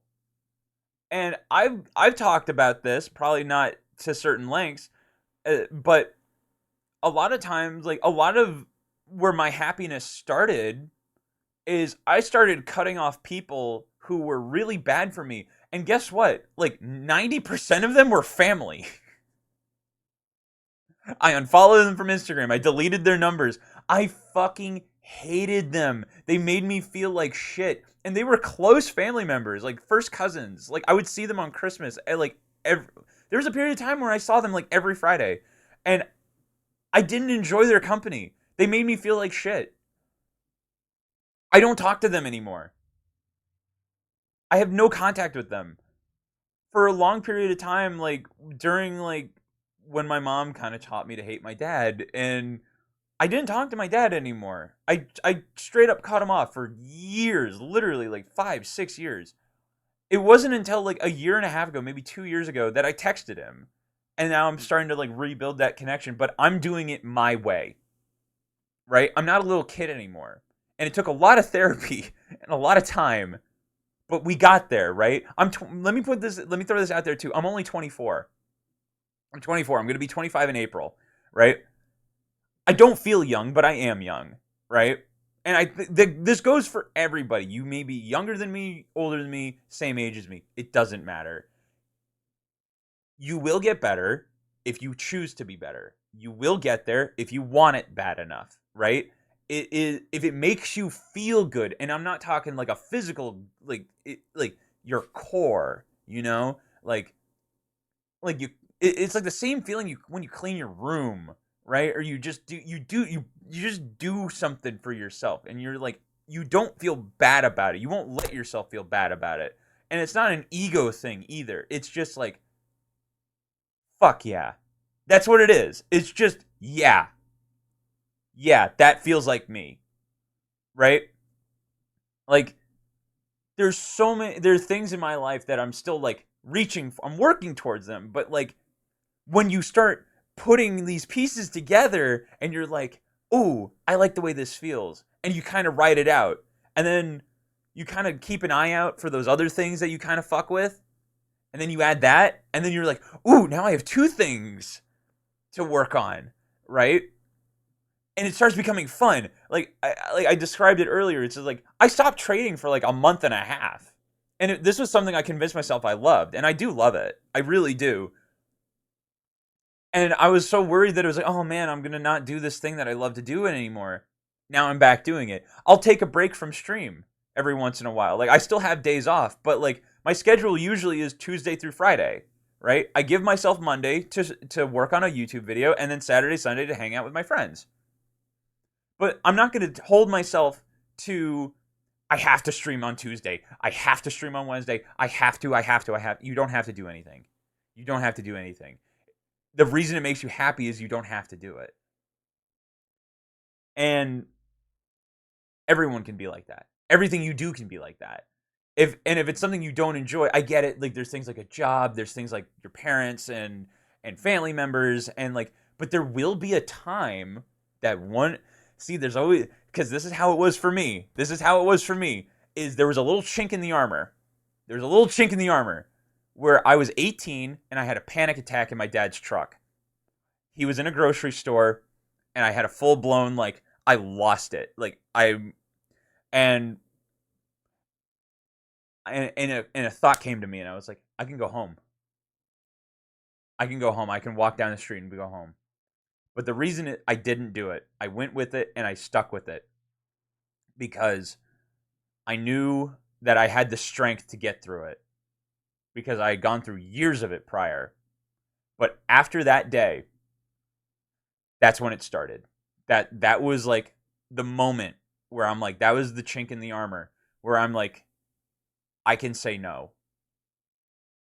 I don't have to let my dad into my house. I don't have to let my family into my phone. I don't have to let them in. And then I started saying no to a lot of shit that revolved around my family.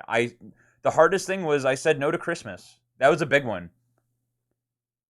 That was a really big one. Is I said no to Christmas, which I had been going to every Christmas of my life up until that point, and I said no. And they're like, but there'll be gifts for you, and I'm like, I don't care.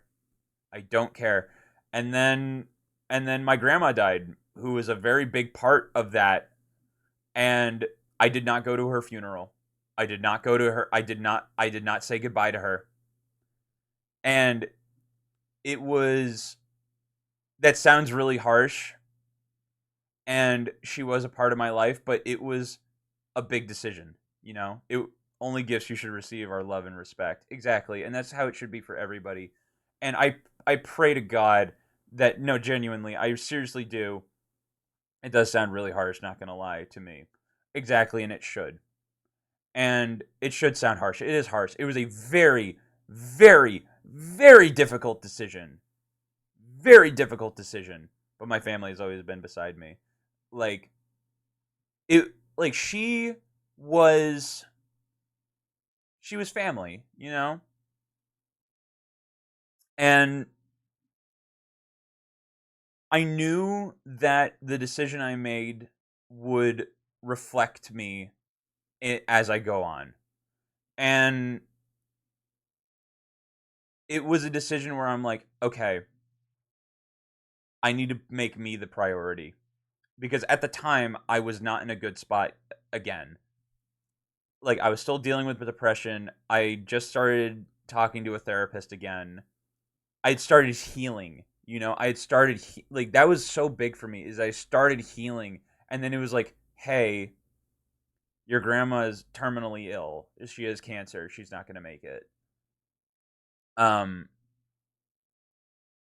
and I was like, okay, I can't. I don't want to. I wanted to say I can't, but I could have. But I didn't want to. I didn't want to so bad. I did not. It wasn't that I didn't want her to die. I understood that she was gonna die. I understand that mortality is a thing, right? I'm not trying to protect anything. I can't protect something. I can't stop death. But I also knew. I also knew that it was just like I can't do this. I can't do it. And it wasn't like, oh, they need you to be. You need to be strong for her. And I'm like, bro, what about me? I know it's selfish to think, what about me? But she wasn't there for me, right? During my darkest times, you know, it wasn't I thought about it and I'm like, it wasn't hard to lie to my family. It to this day, they still don't know I dropped out of high school. They have no idea. I never told them. They had a graduation party for me and I have a picture of it. I have a picture of it to prove it. They threw a graduation party for me and I have a picture that my dad took on my phone of the congratulations banner because they thought I was going to Hey, Max, mom behind you. No, my mom knows. My mom knows. But my dad's side of the family has no idea. We got it. I'm finding it. I'm finding it. It's on my phone. So, oh man, it's going to be all the way at the bottom. But yeah, that was. Where is it? There it is. I found it. Oh god, look how fat I was. Okay, hold on. I gotta send it to myself.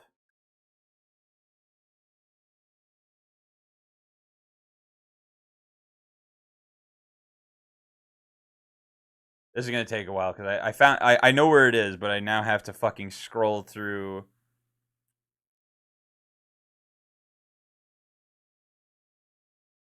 I now have to scroll through all of my fucking disc or through all my photos of my camera roll. But like, it was one of those decisions, man. That like I hope and pray that none of you have to make that decision because I know what love is on with family. I know what love is. Like my grandma on my mom's side would take a bullet for me. Like I didn't believe that my grandma on my dad's side would do that for me because they didn't know me. That was the thing that really hurt me. Is I was convinced. They convinced me that they didn't know me. When I was starting to get into trading and starting to get into finance, they had no idea. They had no idea what they just had no idea what I was thinking.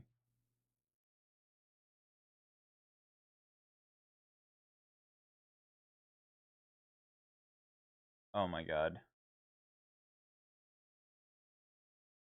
I don't want recents. I want all of them. Images. No, no, no, no, no. Oh my god.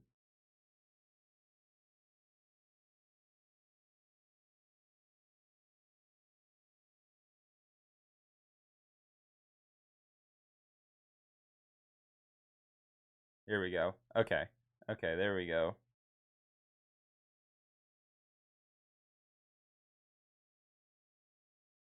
Oh god, I hate it.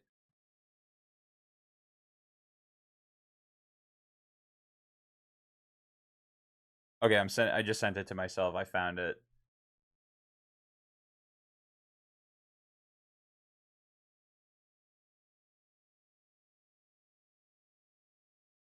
Check this shit out, man. My dad and again, I can't preface this enough. My dad still has no idea.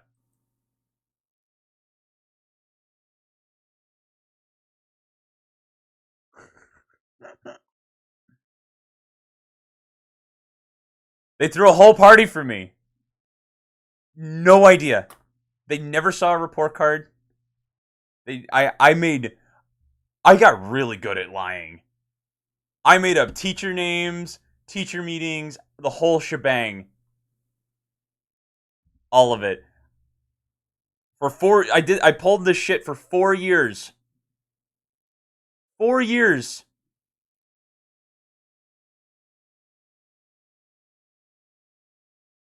Oh, and here's the cake.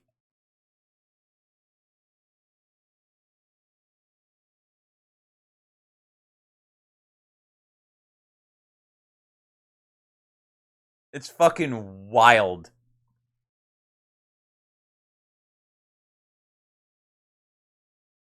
What can I say? It's what I do. God, I was so fat. Oh, I was so fat.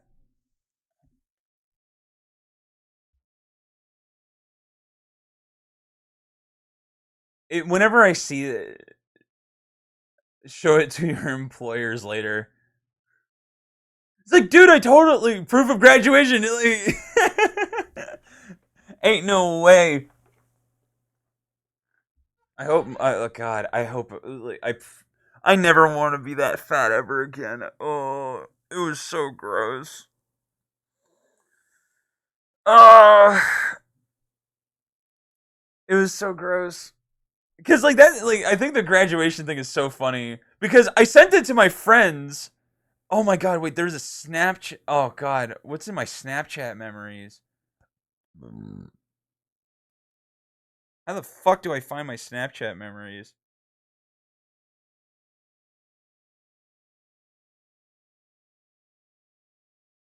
No.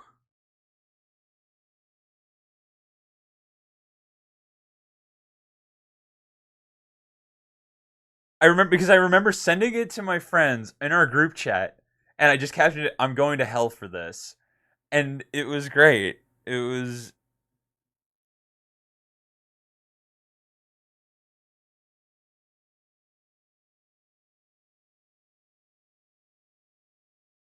but that's a core moment for me, man.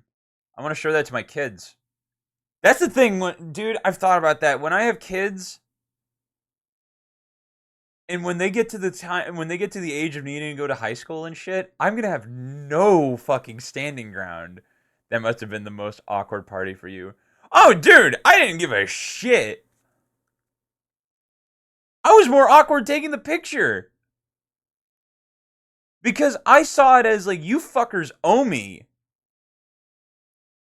They were so up and tidy about fucking education, formal education. They wanted me to go to fucking UCLA. They wanted me to go to colleges. They wanted like the whole thing, and they couldn't help. They when I told them I didn't want to go to college, it fucking destroyed them. I was like, fuck that. And they're like, no, no, no. You're going to take a gap year. You're going to relax for a year and then you're going to go back. And I'm like, no, I'm not going to school ever again. Are you kidding me? I will never in my life put myself through that again. Are you kidding me? You're telling me I have the choice to say no? I'm saying no.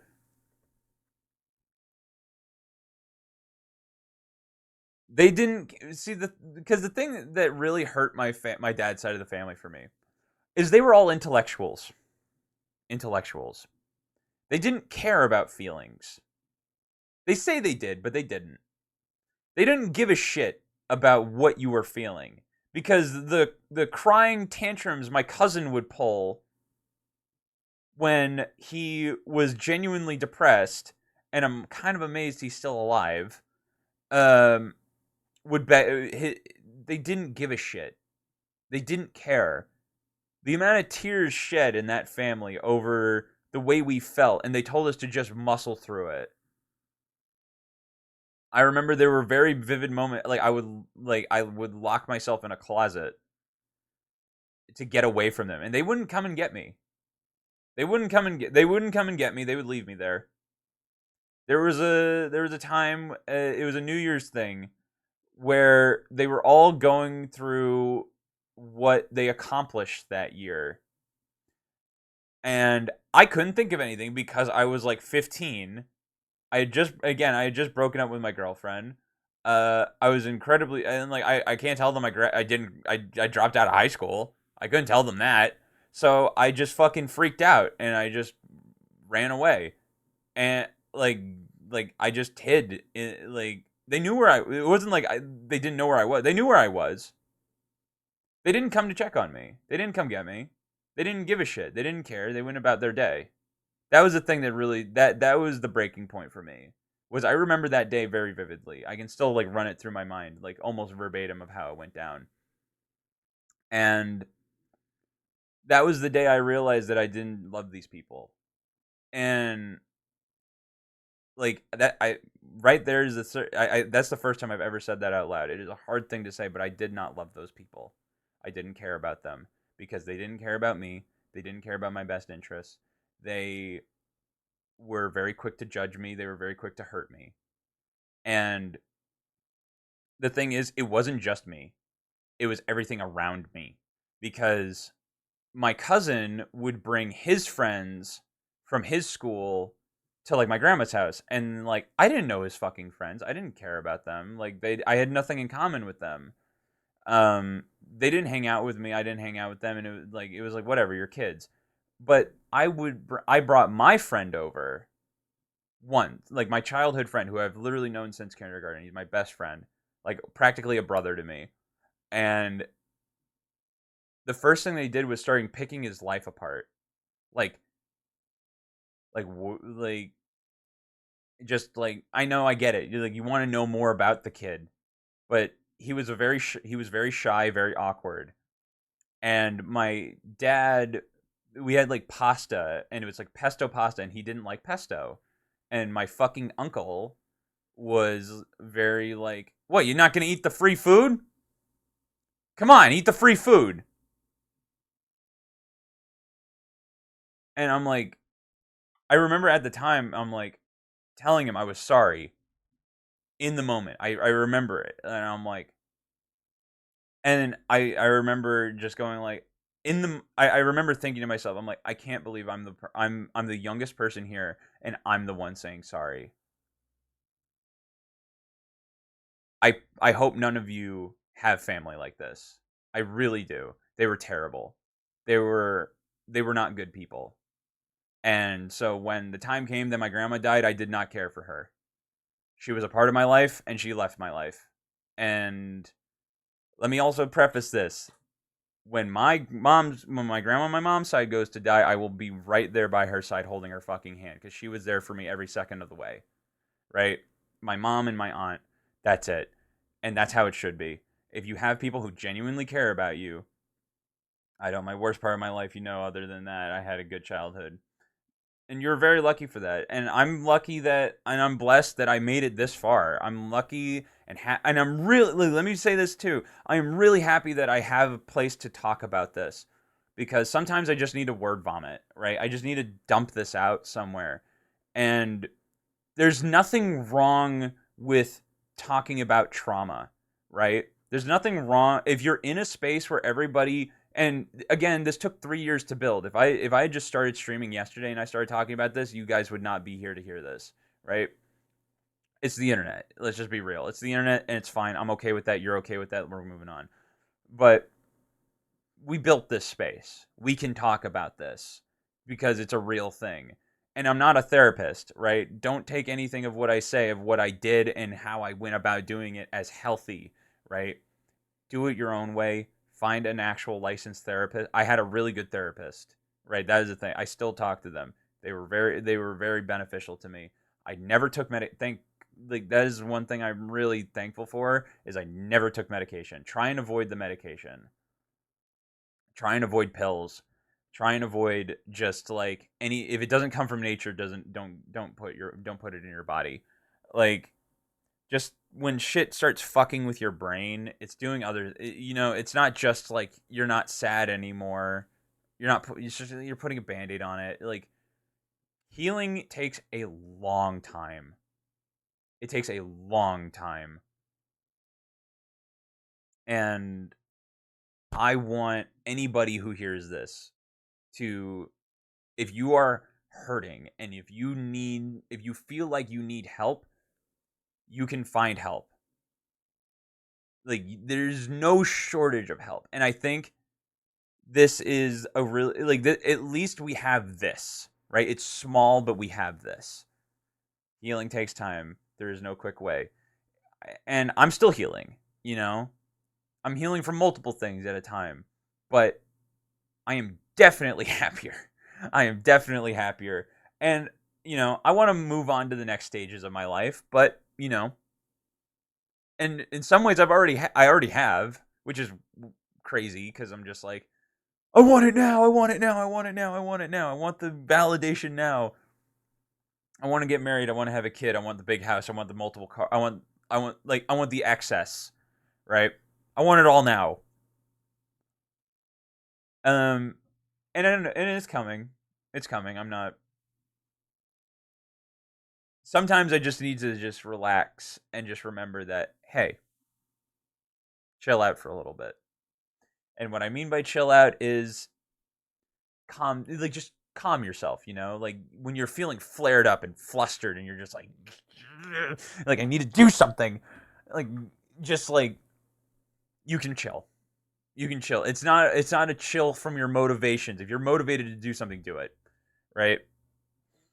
Avoid drugs, find good people, find good safe spaces where you can really just feel like you're growing. And if you fall out of those spaces, they probably weren't good for you. And this is my cherry on top because it's just like find something to believe in. Find a belief system. If you don't, that's okay. But also just understand that like it feels real to me, right? Like I was not a religious person, and I can't say I've known God my entire life. I've found him fairly recently, probably like a year and a half, right? It makes me feel better, and that's all that really needs to come out of it, right? It's like a hobby, like I hate calling God a hobby, but like it makes me feel good. It makes me feel better. I'm doing it because I feel comfortable in that space, knowing that and feeling a presence like that, believing in something like that makes me feel better. And when my life goes better, I like to thank God for it. And that's me. That's just me. You can do something else. But I do think you should find something to believe in.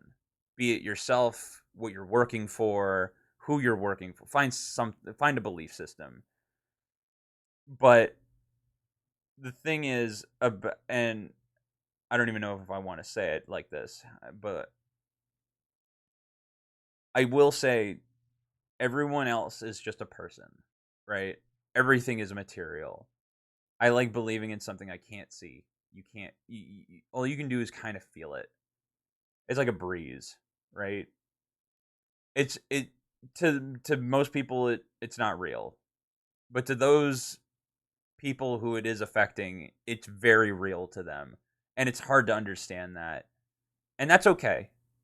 I don't want to use the God works in mysterious ways kind of quip, but like you'll find your route. You'll find your space. If you're looking for it, you'll find it because that's what I didn't even for a lot of the period of time I didn't realize I was looking for it. But I look back now and I'm like, yeah, I was looking for peace. I was looking for peace. I was desperate for peace. And I know you guys will find it. I absolutely fully believe you guys will find your version of peace. You'll find your person, you'll find your pet even, you'll find your home, you'll find your family. And if that's real to you, I will never judge you for it. I will never take that away from you. And anybody who tries, get them out of your life because they're not happy. They don't want what's best for you. Find out what's best for you. And it's easy to just say, find out what's best for you. You'll know. It's just like you'll know. You'll know. Trust. Trust the process. Like just trust. You'll figure it out. And that's all it really comes down to. I don't care how far away it is. I don't care how long it takes. Well, I would like it to come faster, but you know, It is what it is. If it doesn't come tomorrow, doesn't come the next day of the year, I'm gonna be grateful regardless of when it comes. And that's all that's what I hope to do. That's what I would like to be when it does come. I want the first thing I do to thank God and just feel the blessing, feel that I am blessed, feel that I am lucky enough to just receive such a thing, right? For every like health scare, for every earthquake, for every fire, for every family member that you lose, for every pet you lose, like something comes out of it and just like you're like, yeah, I grew from this. I learned from this. Something changed. Like and what sucks is it does come with sadness. Right? I remember the most sad I've ever been was when my first dog died. I was so soul cry. Like I love that dog. I love that dog. He was the only good thing in that apartment. And when he died, it was like I'm only gonna feel that sad again when my mom dies. Like there's just no way. Like holy shit. But it leaves room to love again. It leaves room to know that you can love something like that again. And it's a really fucked up, beautiful sadness. And I would say I hope and pray that none of you feel it, but I kind of hope you do. Hold up. Everyone will at some point. It's unavoidable. I'm going off the plot here. What is your title?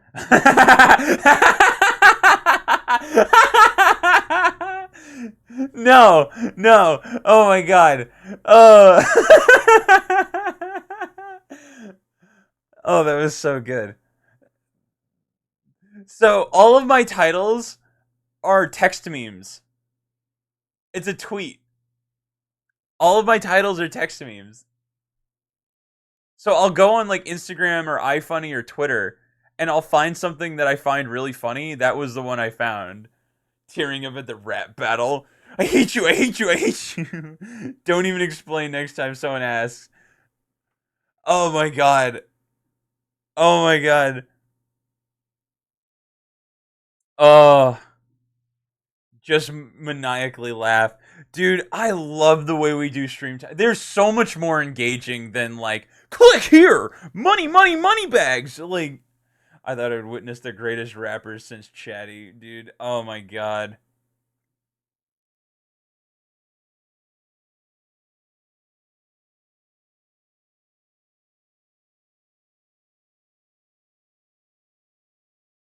Oh my god, that was just.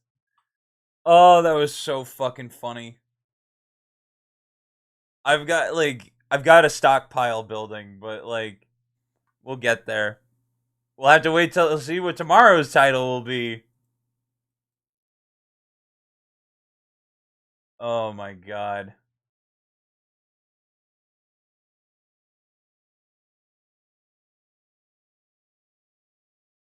Thanks for listening to my little ramble.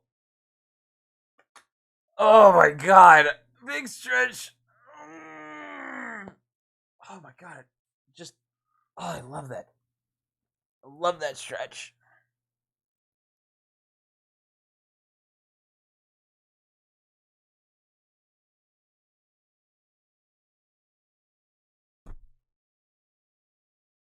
You pull me through.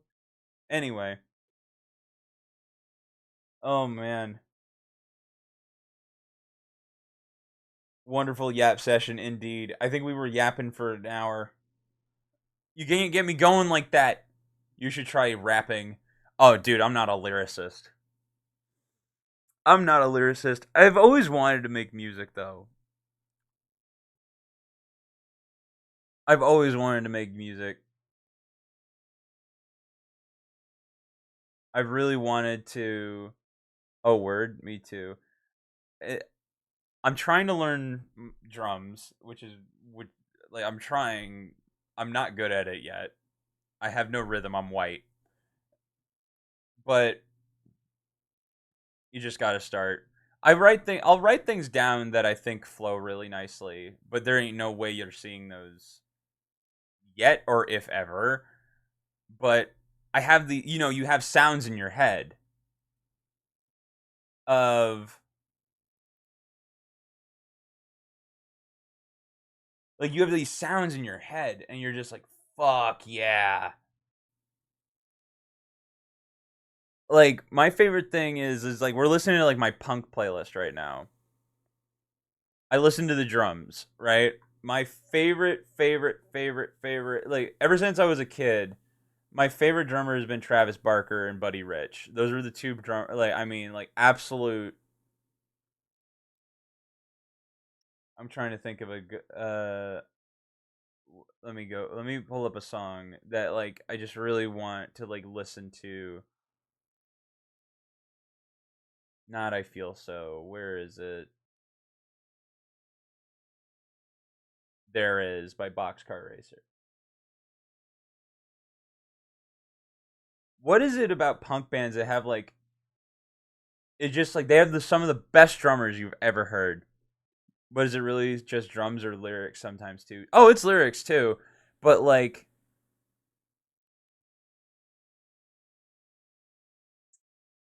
it's the flow, right? It's what it brings out, you know? Music is something that is just you can't have like you can't have what you're looking for without a beat. And it doesn't matter what your beat is if you just play like cuz music is soul. Like you're playing what you feel.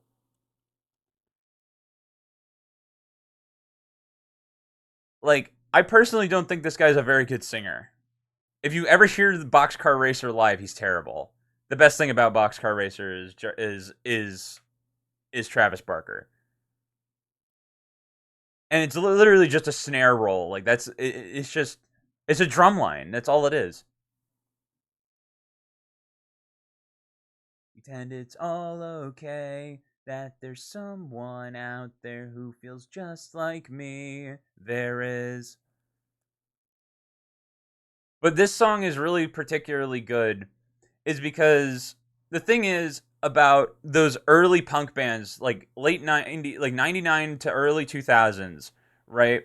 My two favorite like two bands that I think are very similar. Sum 41 and Blink 182, right? And Travis Barker and the lead singer, I can never remember his name. This is Blink 182, but it's under a different band name called Boxcar Racer. These are songs about how it sucks to grow old.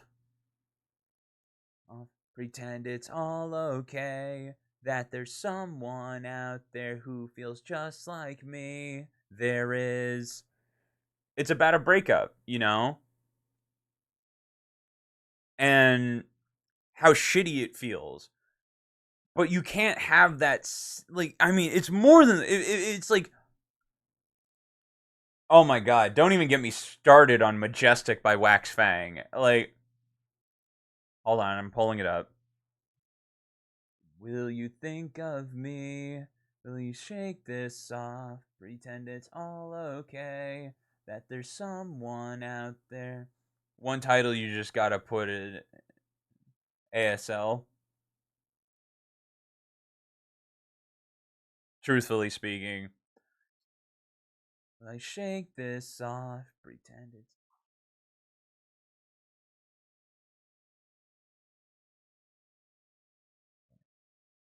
But like Blink 182 made music about.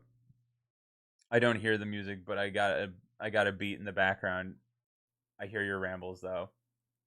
Okay, then I'm turning. It's like it's so weird because Spotify like is just like not very loud on OBS. It really is annoying, but like I will crank this shit. This shit has.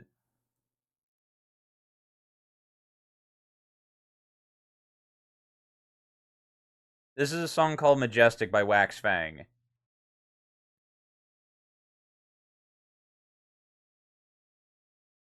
That works, in it. It's something about OBS. I'm just gonna crank it because it says it's coming through. Yeah, now it's coming through.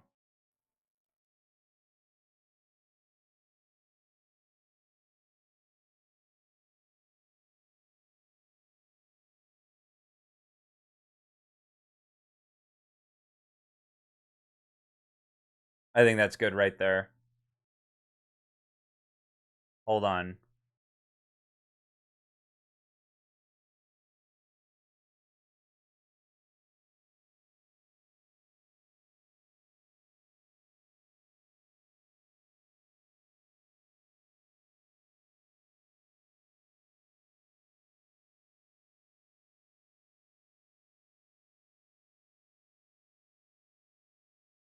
And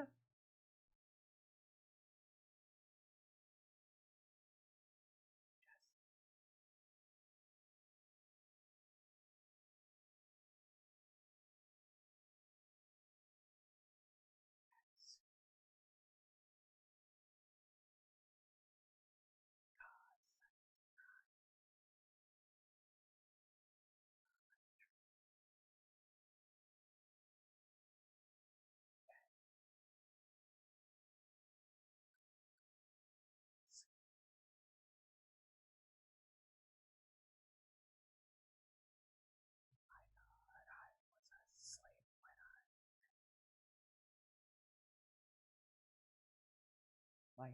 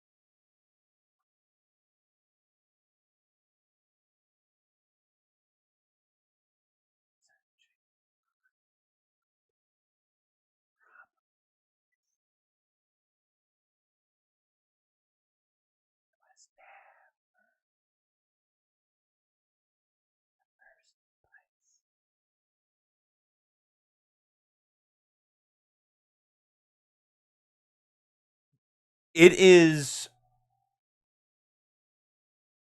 like I don't know if you were listening to those lyrics, right? It is so it this like carries such a magnitude of raw emotion.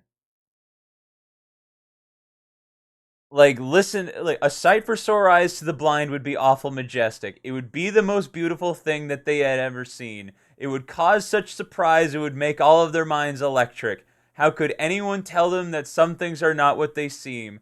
In such disbelief, I thought I was asleep when I met you. My heart liquefied and I sighed, oh, this must be a dream. If I forget to set the alarm and sleep on through the dawn, don't remind me. I'd rather be dreaming of someone than living alone. If you're searching the lines for a point, well, you've probably missed it. There was never anything there in the first place. It is a beautiful poem. And to be put, I was prepared to say that it wasn't my cup of tea, but that shit hits different. It is so raw. And it is one of my favorite songs to show people because it is sadly Wax Fang does not have another song like it. It is so unbelievably special because you feel the heart and soul of every player in that band giving it everything they had in that song. The solo isn't complex. but it rings, right? The lyrics are not long, they're not complicated, but it holds truth. Like it is unbelievably beautiful.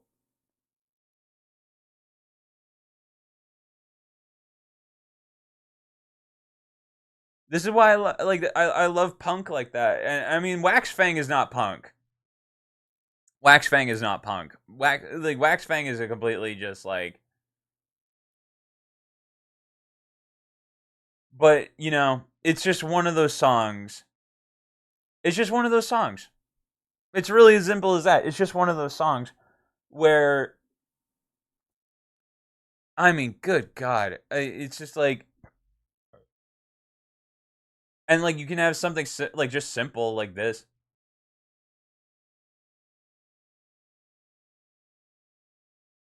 Just again,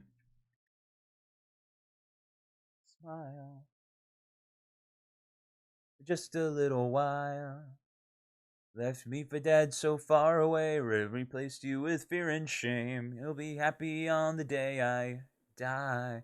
Like this thing, it's not as beautiful, but it's still raw. It's still more raw, which is fair. It's fair. Like you're not gonna get everything out of every type of music.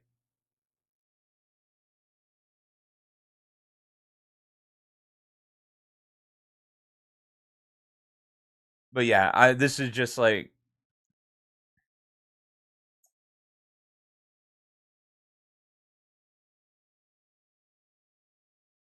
but it's like it's so hard to find music where it's like this is more of like a generalized playlist.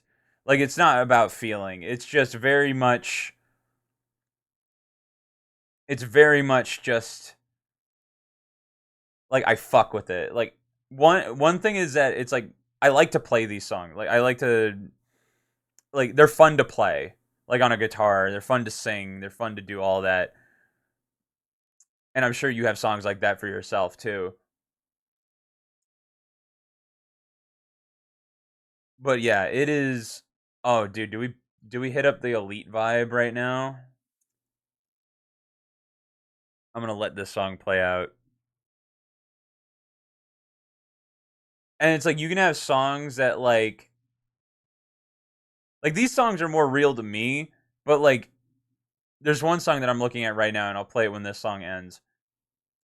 That you play the scene that it's attached to like really clearly, and sometimes it's a very specific feeling, you know. I take back every word that I said. Like, I mean, this song. I mean, it's not punk. It's not. I don't even know what you would call this. It's just R&B, I guess.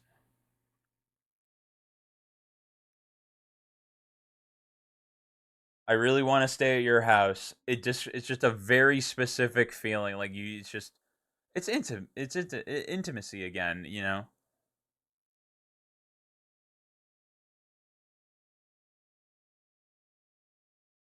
But it's just like every time I hear this song, if you haven't seen Cyberpunk Edge Runners, do yourself a favor,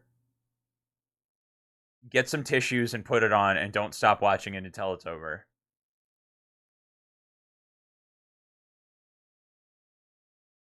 But it's like a absolutely fabulous tune.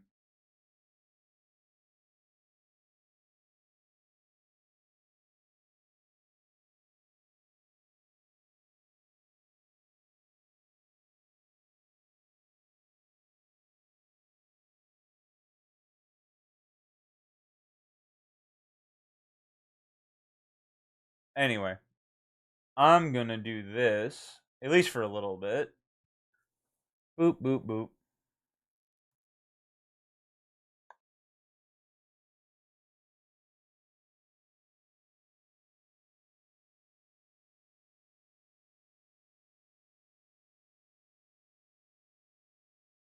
I gotta go to sleep, my man's. Faux show, King. Faux show. You know where to find me. I'm glad you were here.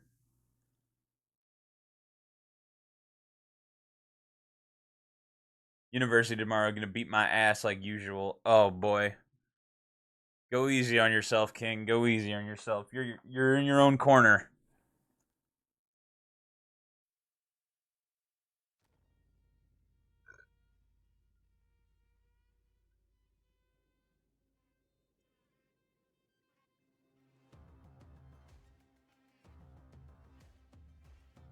I think we do a little bit of gaming, at least for a little bit.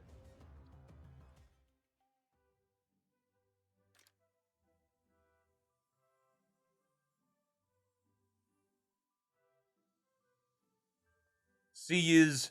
See you later, skater. Thanks for stopping by. I appreciate you hanging out with me.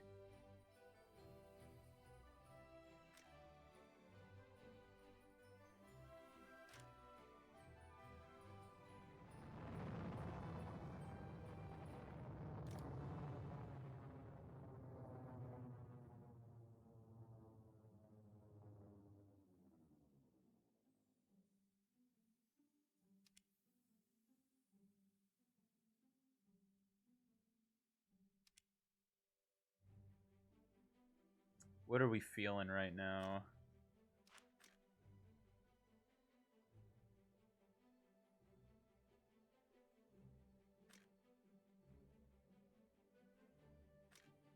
I'm back on that Minecraft kick. Oh, hell yeah, dude.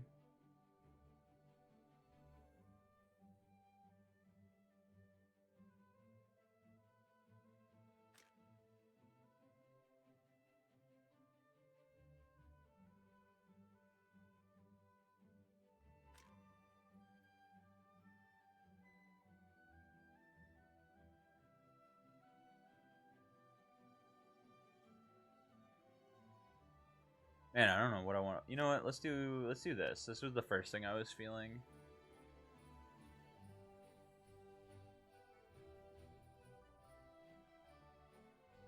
That LA fire is crazy, dude. I just saw that picture you sent. Like fucking nuts.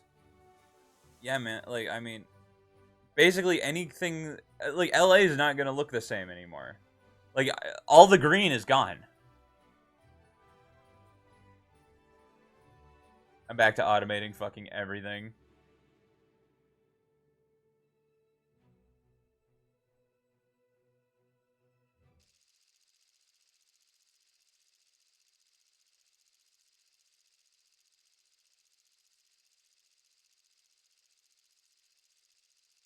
I forgot I have 30 plus 7 30,000. Oh my god. 30,700 iron ingots. Jesus Christ.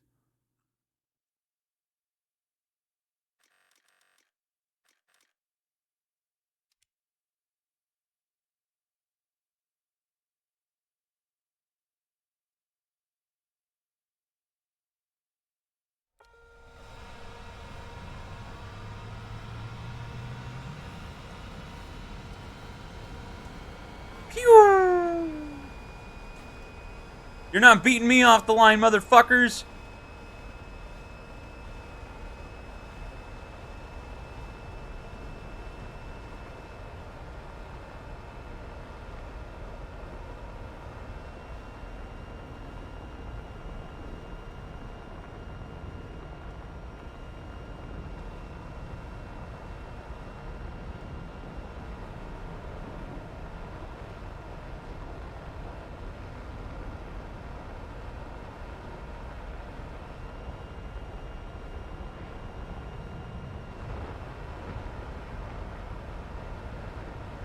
Ah, it doesn't have a ballistics computer.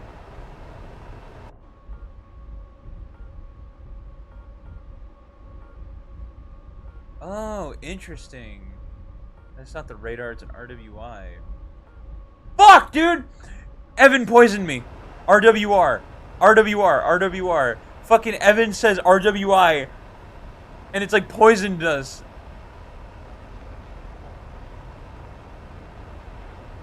You know, I'm gonna check on the fellas, see what...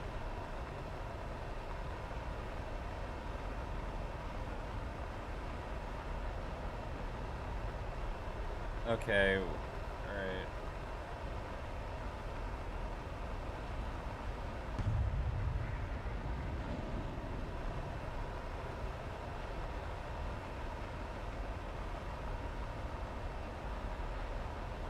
There's people looting. Oh my god. Are you... I'm not surprised.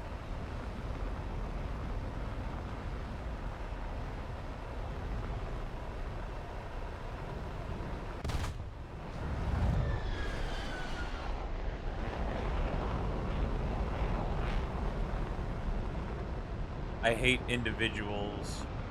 You know the people.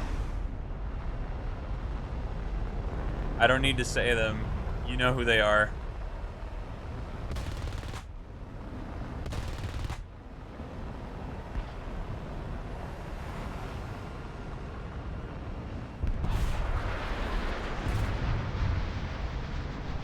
You know the word I'm thinking of.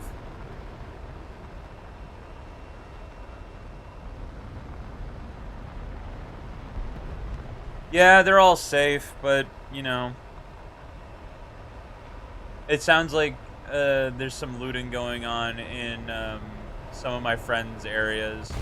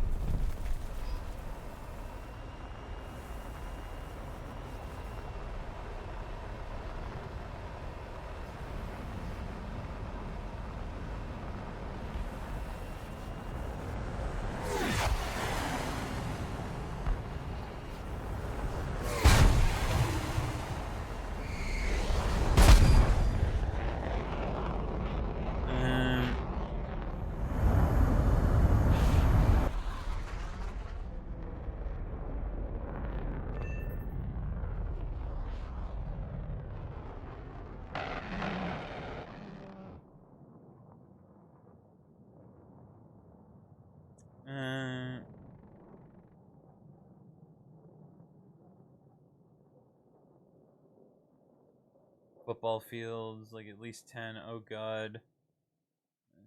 First, football field is 1 acre.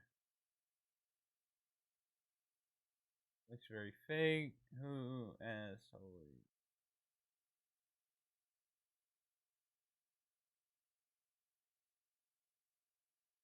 Dude, I wish I could say it on stream. Because we know what we're all thinking, you know? We know what we're all thinking. You know it's like, you know the type of person. You know who they are.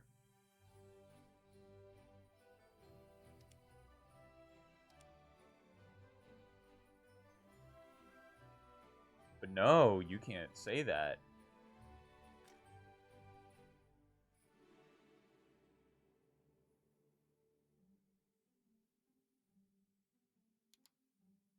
Like, I just, like, I get really, like, you know, I think about it, right? You're just like,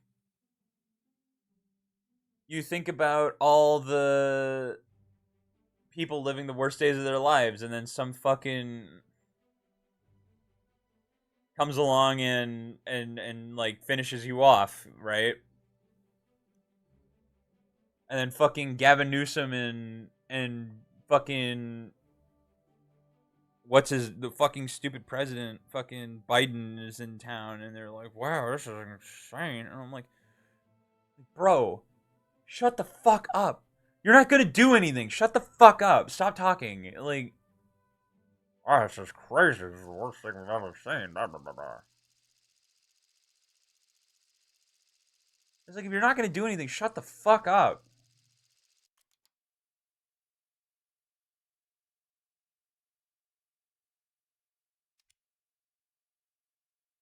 I hate Gavin Newsom. Most people in California do. But he's a blue candidate. Who cares? All I'm saying is, here's all I'm saying, Tucker, is it has never been more likely that Canada becomes our 51st state than right now. That's all I'm saying.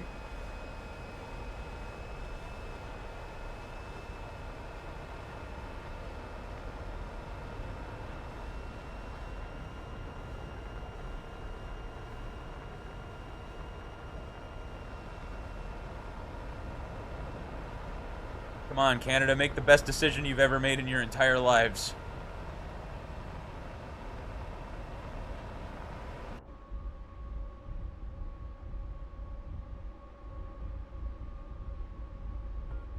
I see that and I think cup holder, but I think if I pulled that or put a drink in it, it would pop my top off.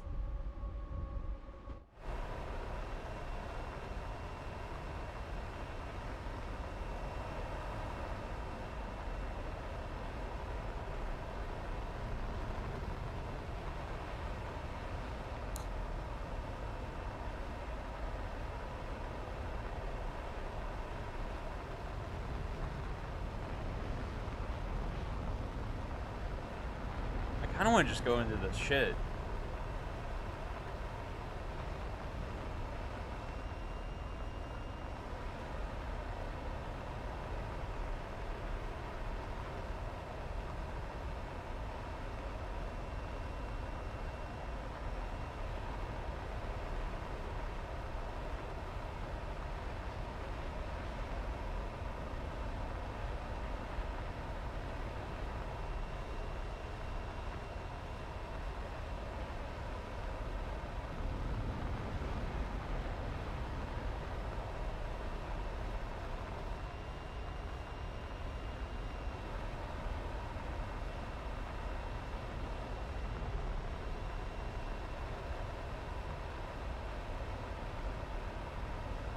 I really like how fast this thing is. It gives me hope when we get a bomb load for it.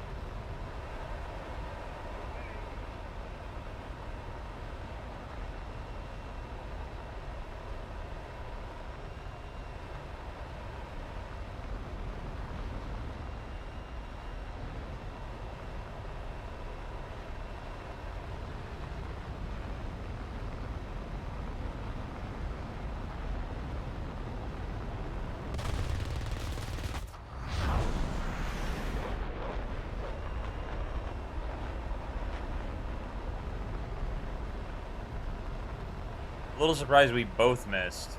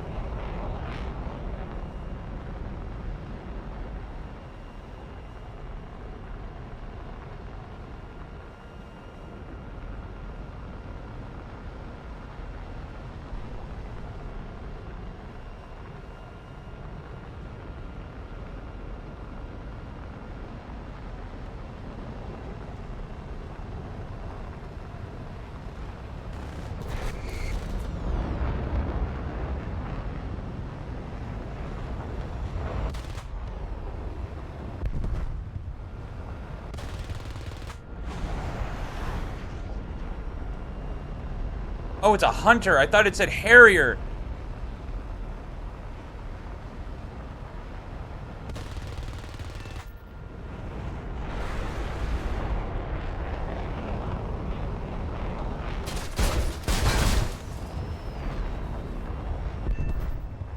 Alright, well, we got the kill.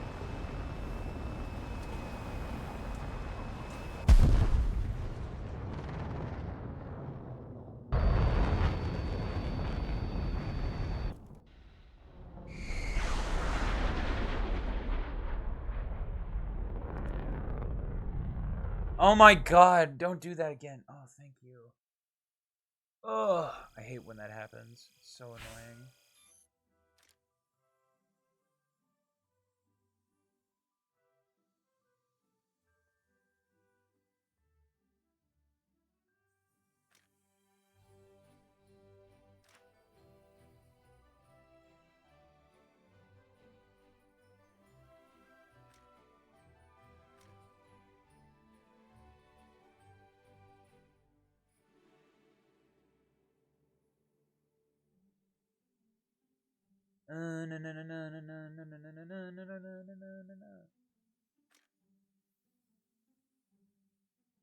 I genuinely forget that Great Britain is like legitimately is legitimately a class.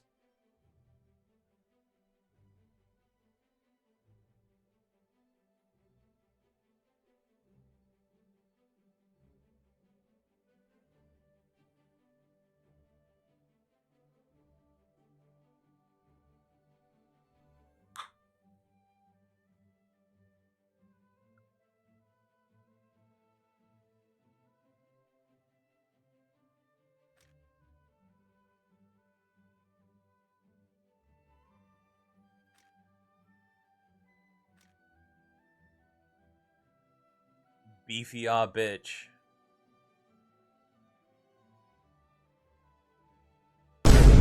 Oh, this thing's stupid. What? You can't have a gun on, you can't have missiles and gun. Wow, that's terrible.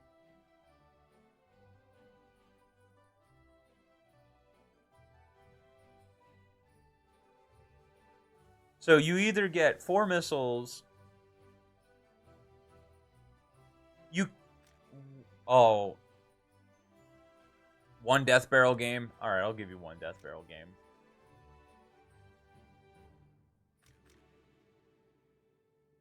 Wait, let me do this one at least. Let me make it a little easier on myself. Oh my god, I don't even have the missiles for this thing yet.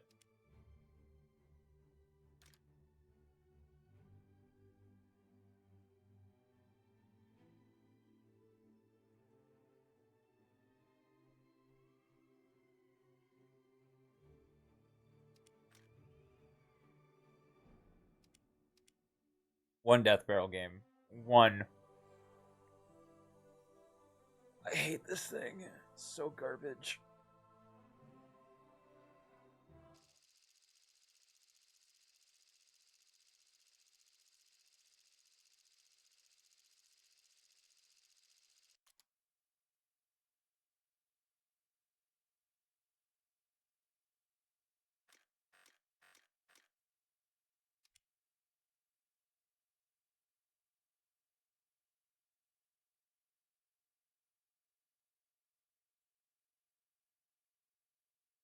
Fucking armor piercing. Why?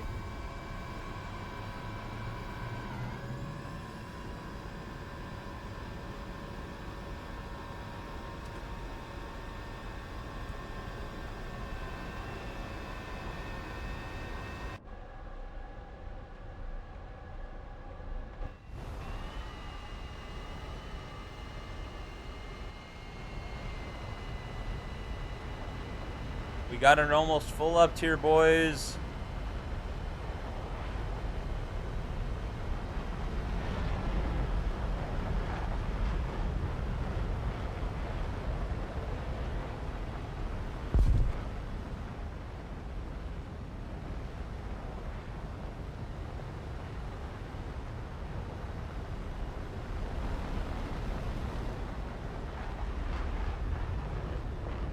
It is just a funky plane, man.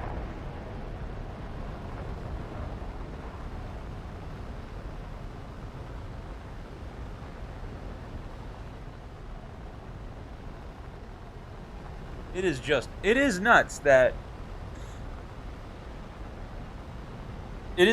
we flew these for as long as we did.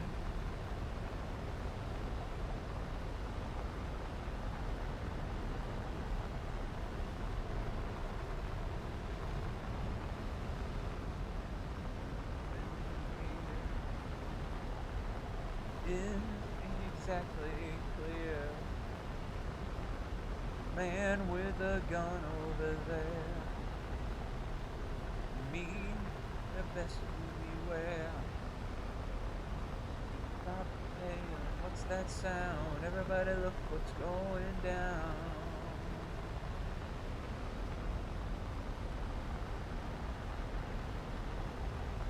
This has got to be the weakest afterburner.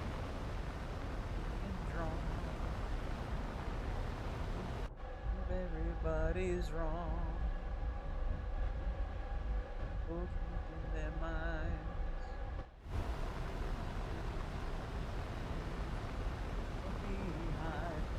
Stop, hey, what's that sound? Everybody look what's going down.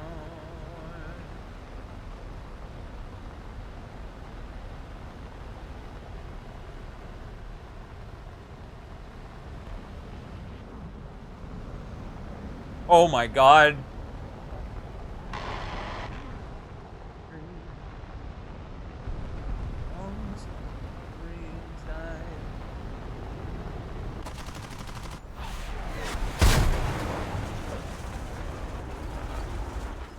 Alright, that was your 1 death barrel game. These things are terrible.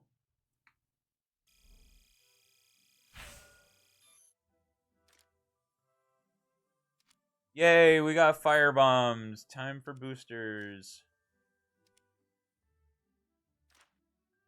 Life I will creep with your always afraid. The line will take you away. Stop, Haley, what's that sound? Everybody look what's going down. Stop, hey, what's that sound?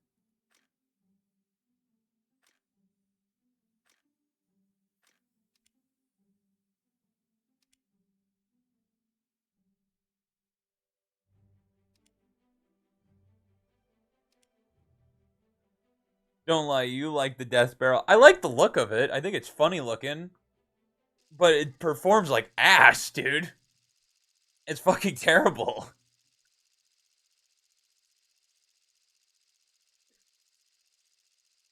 It's not fun when you get full. If you get a full even tier game, like if you're a 9-0, it can be better. But like if I get full up tiered like that, where everyone has missiles and I don't,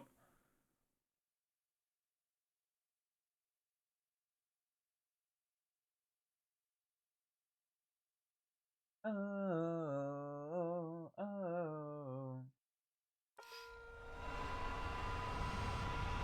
Later, losers.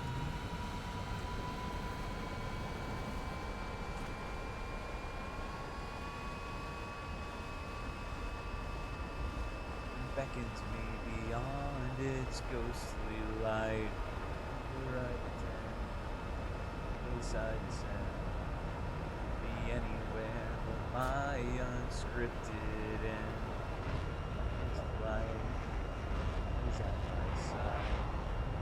Turn back. Ah, I didn't. Fuck you! Fuck you, War Thunder! Fuck you! Oh my god! So annoying! It's like you make a class and it doesn't select it. You have to fucking click select. It's like, what's the point of making a class? Because it's in your screen. It's in the screen. It's in the screen when you make it, and it's on your plane when you make it, and when you go back to the lobby, it's on your fucking plane, and then you start the game, it's not on your plane. God, that's so frustrating. Oh my god.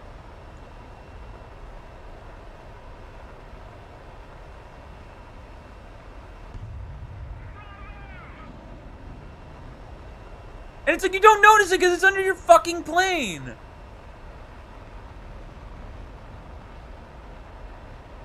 Ah, killing me, Smalls. You're killing me here.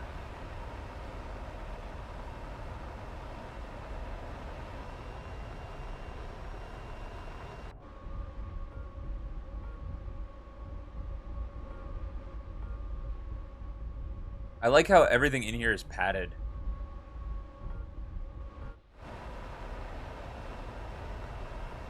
So it only hurts a little bit when you crash.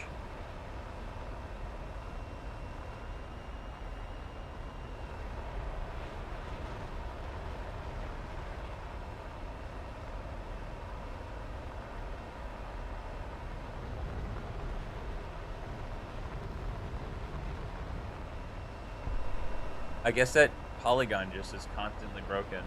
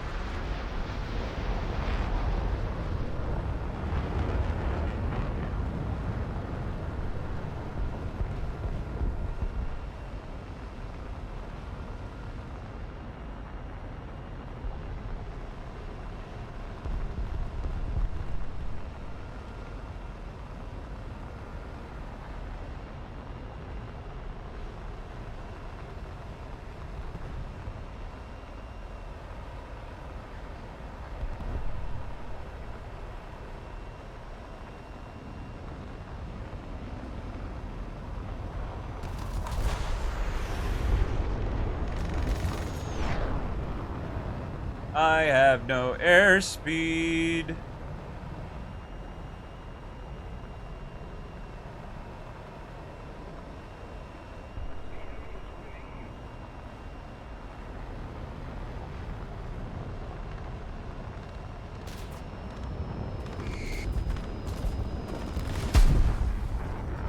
Oh my god, this plane is absolute ass.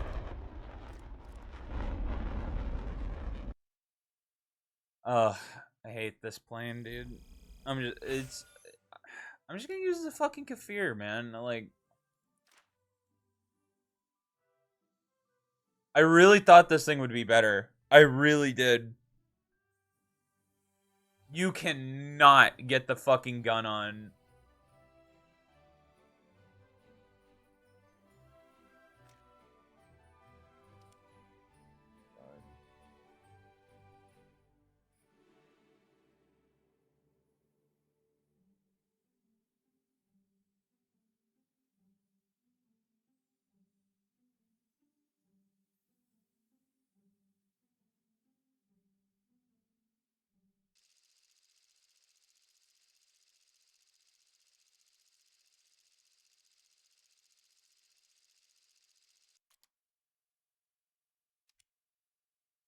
Oh boy.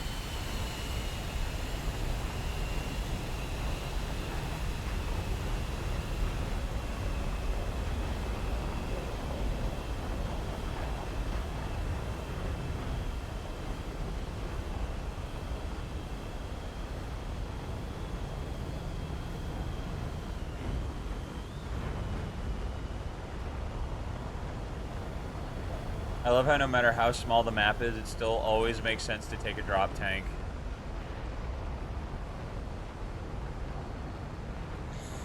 And I've hit that part of stream where my nose starts itching really badly for no reason. Sorry your brother died. We'll give him 5 big booms. Boom! Boom! Boom!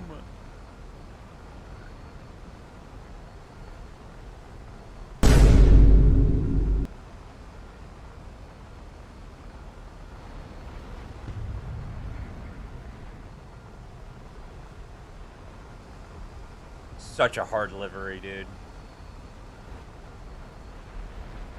A different shade of blue. After. Sorry your dad dies in the Cybertruck explosion. 5 big booms coming up.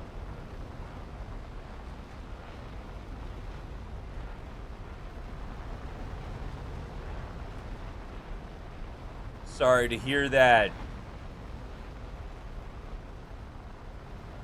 We give them 5 big booms. Boom.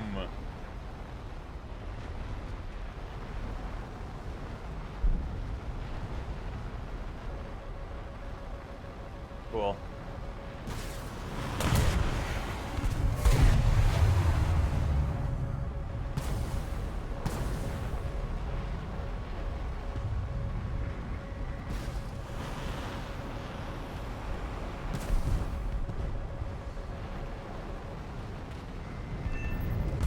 Wow.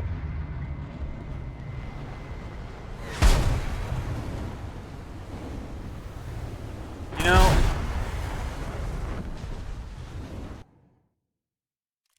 AIM 9Ls might not be that bad.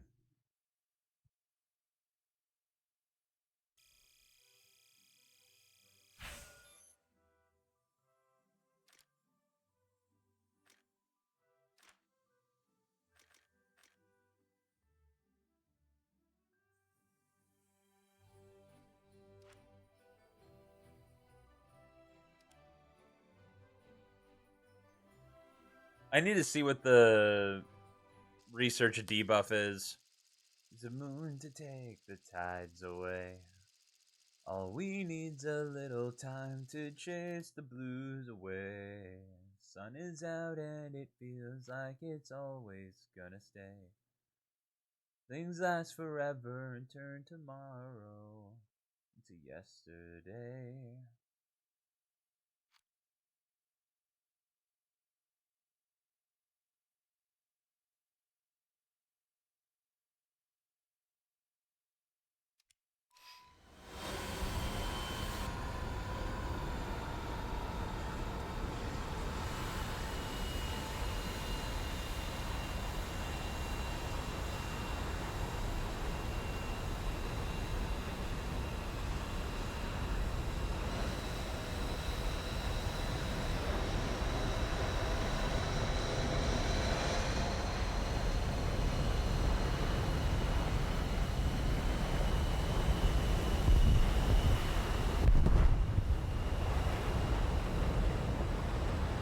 Turn tomorrow.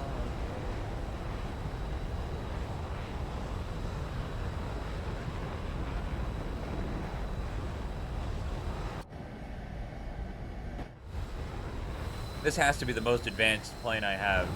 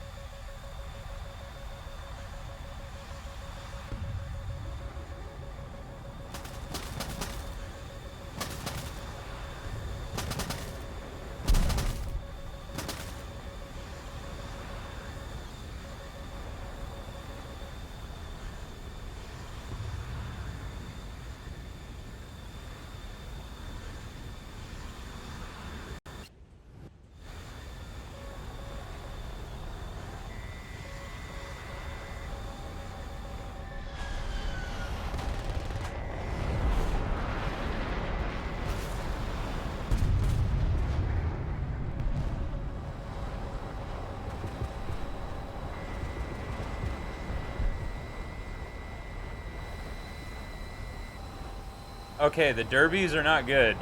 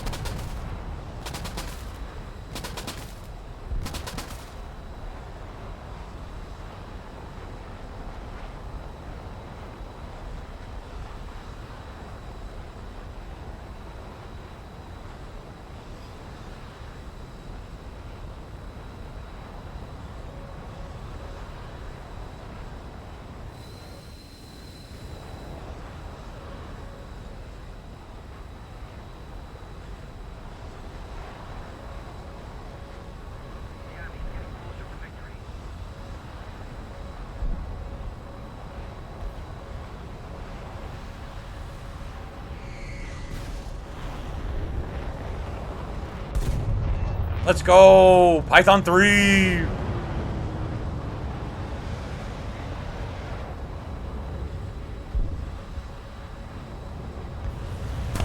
That hit me?! There's no way! There's no way that hit me! Alright. Alright, we're gonna have to run half and half, but...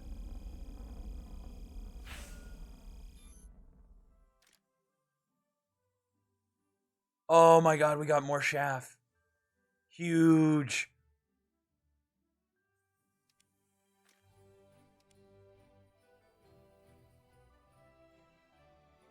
I actually like the way this thing flies. It's a little slow off the, like, without being spaded, but I like it.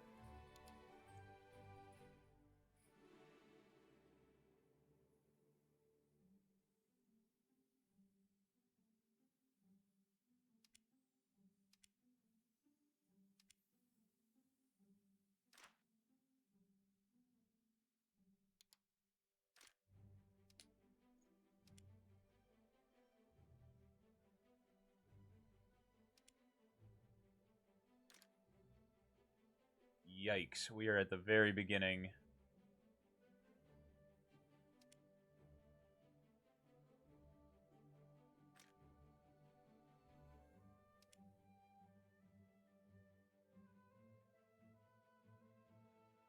Are you?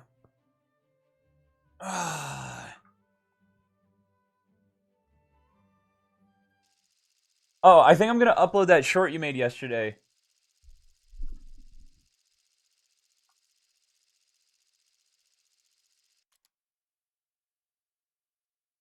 Oh, oh, it's beautiful. Oh my god, it's beautiful. Look at that. Look how much shaft we get. Oh my god, look at all those countermeasures. Oh my god. Sweden, you're thinking.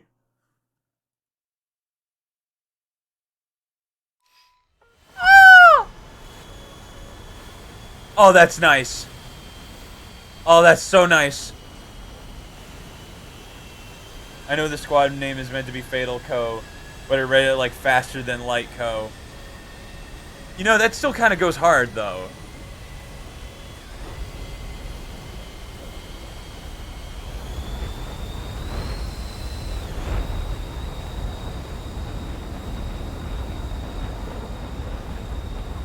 If I had a pro gaming team, I think I would call it Faster Than Light. That I feel like that, dude. Actually, that goes hard. I argue it goes harder. All right, when I blow up, I'm gonna make a pro War Thunder team called Faster Than Light.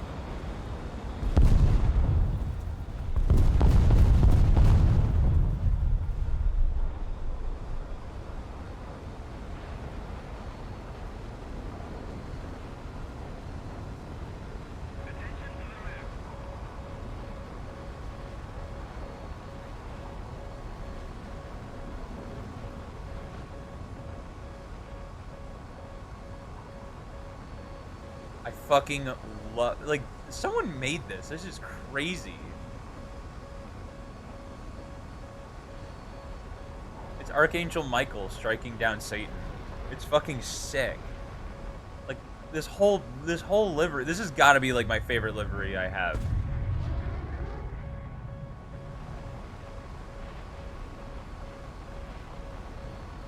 Bro's got the biblical fit. But it goes so hard, dude. Look at that.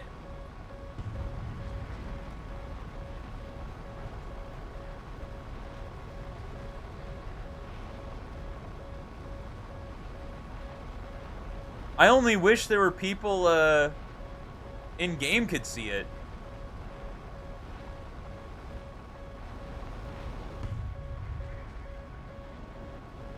Wait a minute. Okay.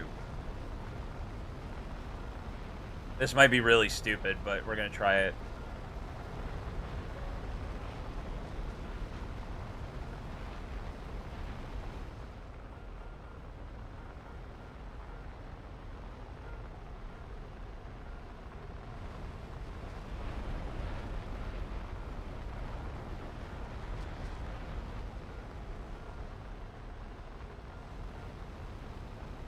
I just remembered that these radar missiles work way better when someone's below me. But you know,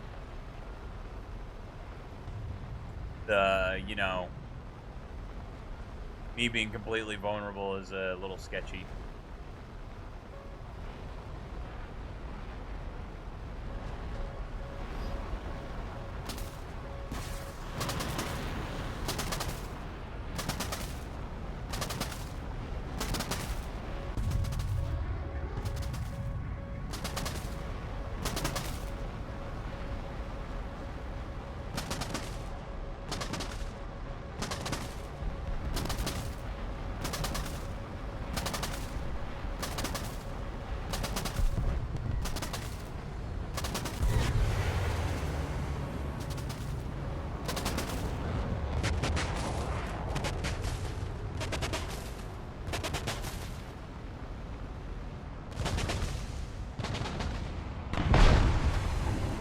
Yeah, sure. Sure. No. That totally makes sense. That totally makes sense. I literally never stop popping chaff and flares. But yeah, no, sure. No. It tracks all the way through it. Why would it? I'm sorry. It's only a fucking airframe from 1954. You can't win against MiGs. You can kill them all and you will still lose. It's crazy.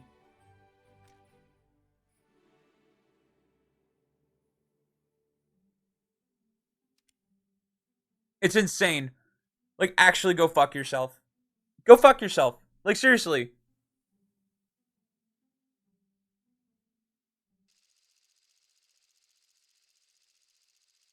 You think this is fucking funny? You think big maps are funny?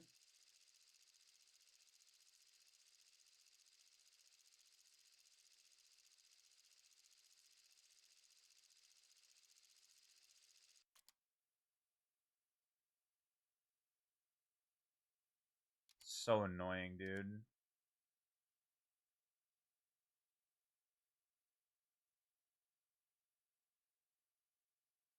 I wish they would just get rid of the big maps entirely. Like, I hate them.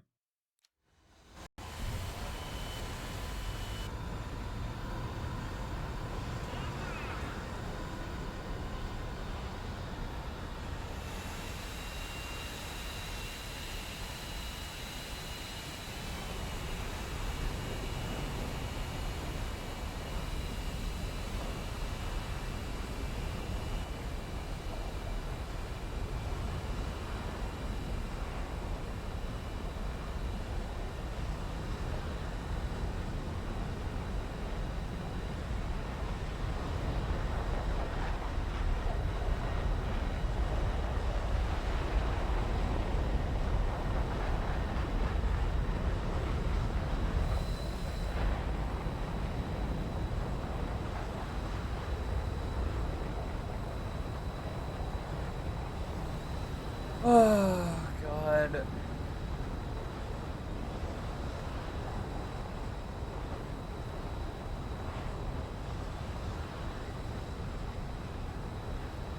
Sometimes it's really hard to be mad at this game because it looks so beautiful. Like, look at this. I mean, it's gorgeous. Makes me mad.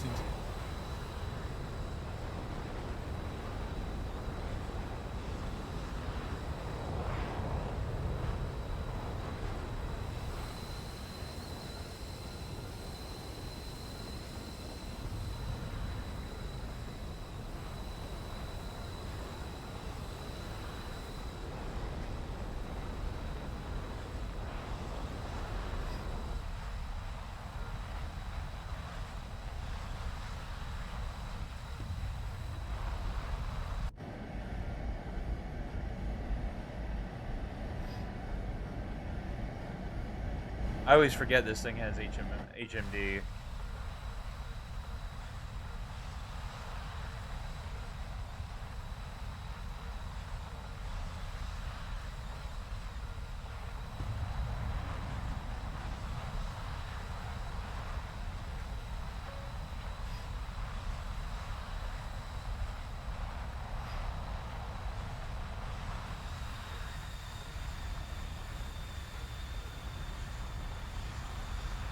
Alright, take the timer, then play Paleo Island or whatever the fuck it's called. No, I feel you.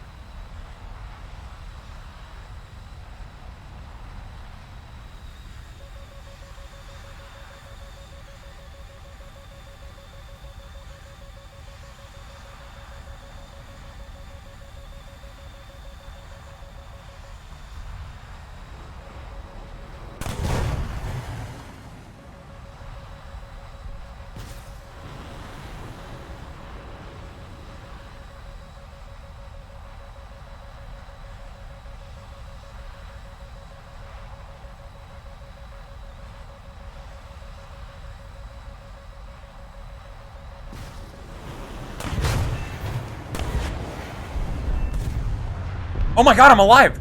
Oh my god, I'm alive! What the fuck? I'm alive! I'm dead!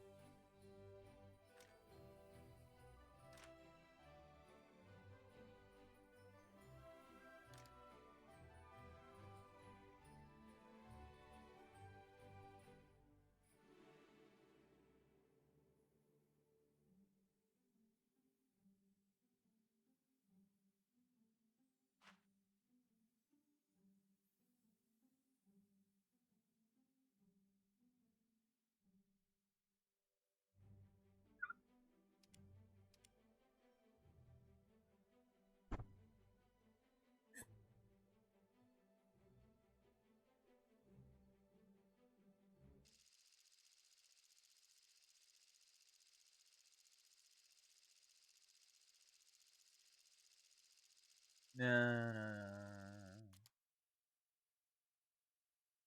I feel so bad for my fellas. They have been at the mercy of the dude. The internet has been out for almost 24 hours now.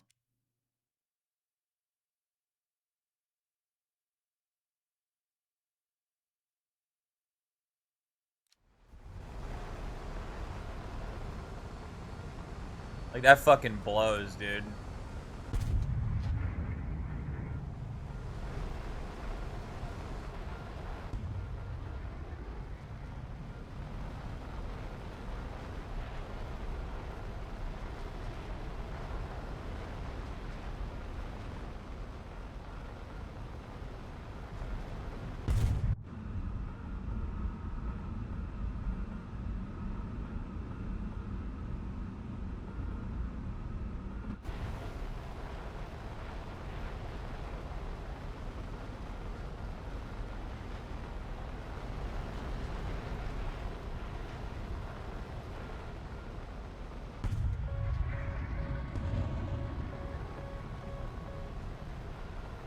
Back to Sweden because I still have a timer. Oh yeah.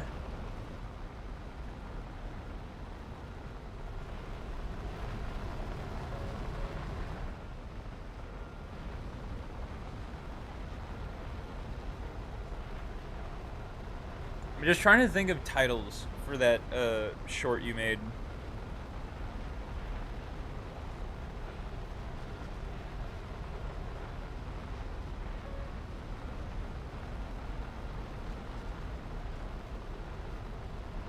Probably gonna play the Sweden game out and go to eat because it's cold. I was thinking the same thing. Well, not the eat part, but I was probably gonna call it after this game.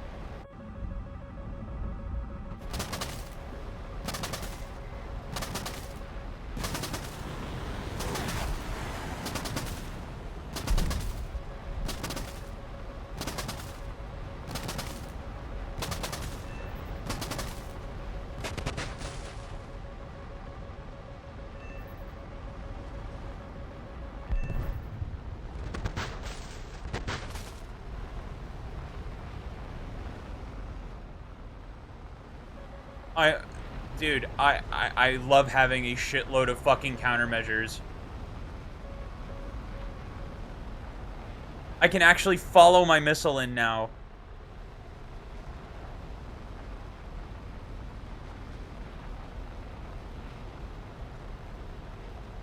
Oh, it's fucking...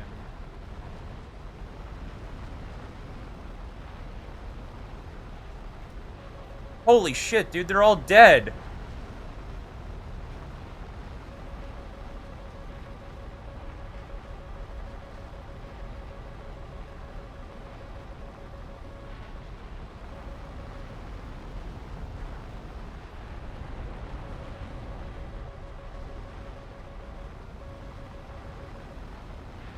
Why are you locking my teammate? Why are you locking my squad member?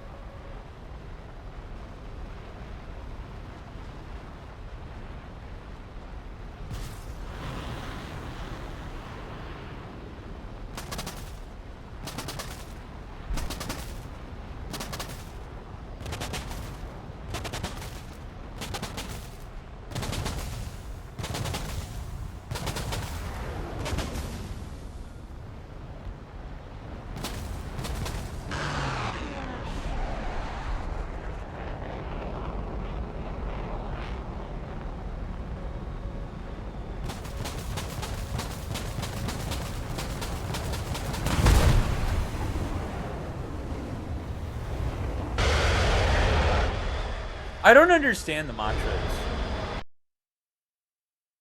I don't understand the mantras. The 530D.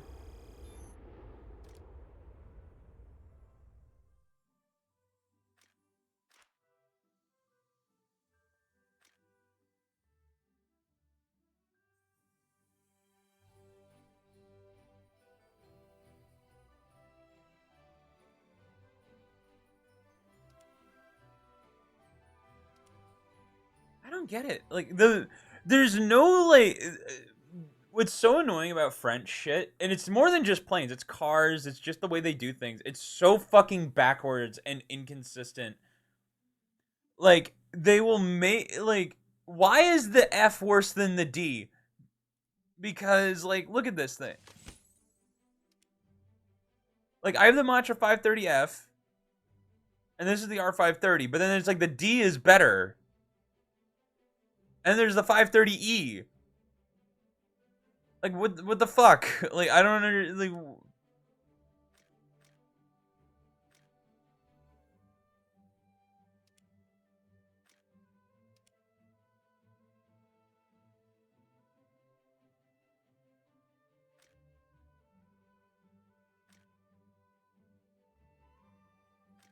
Oh, thunder.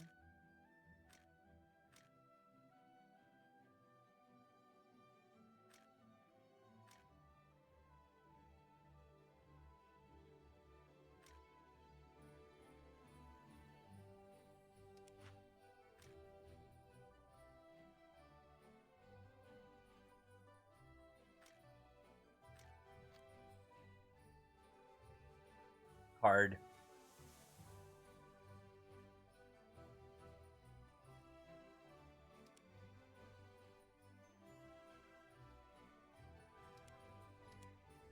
All right.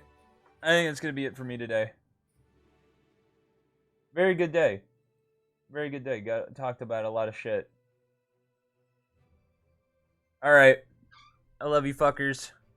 Kisses. Bye bye.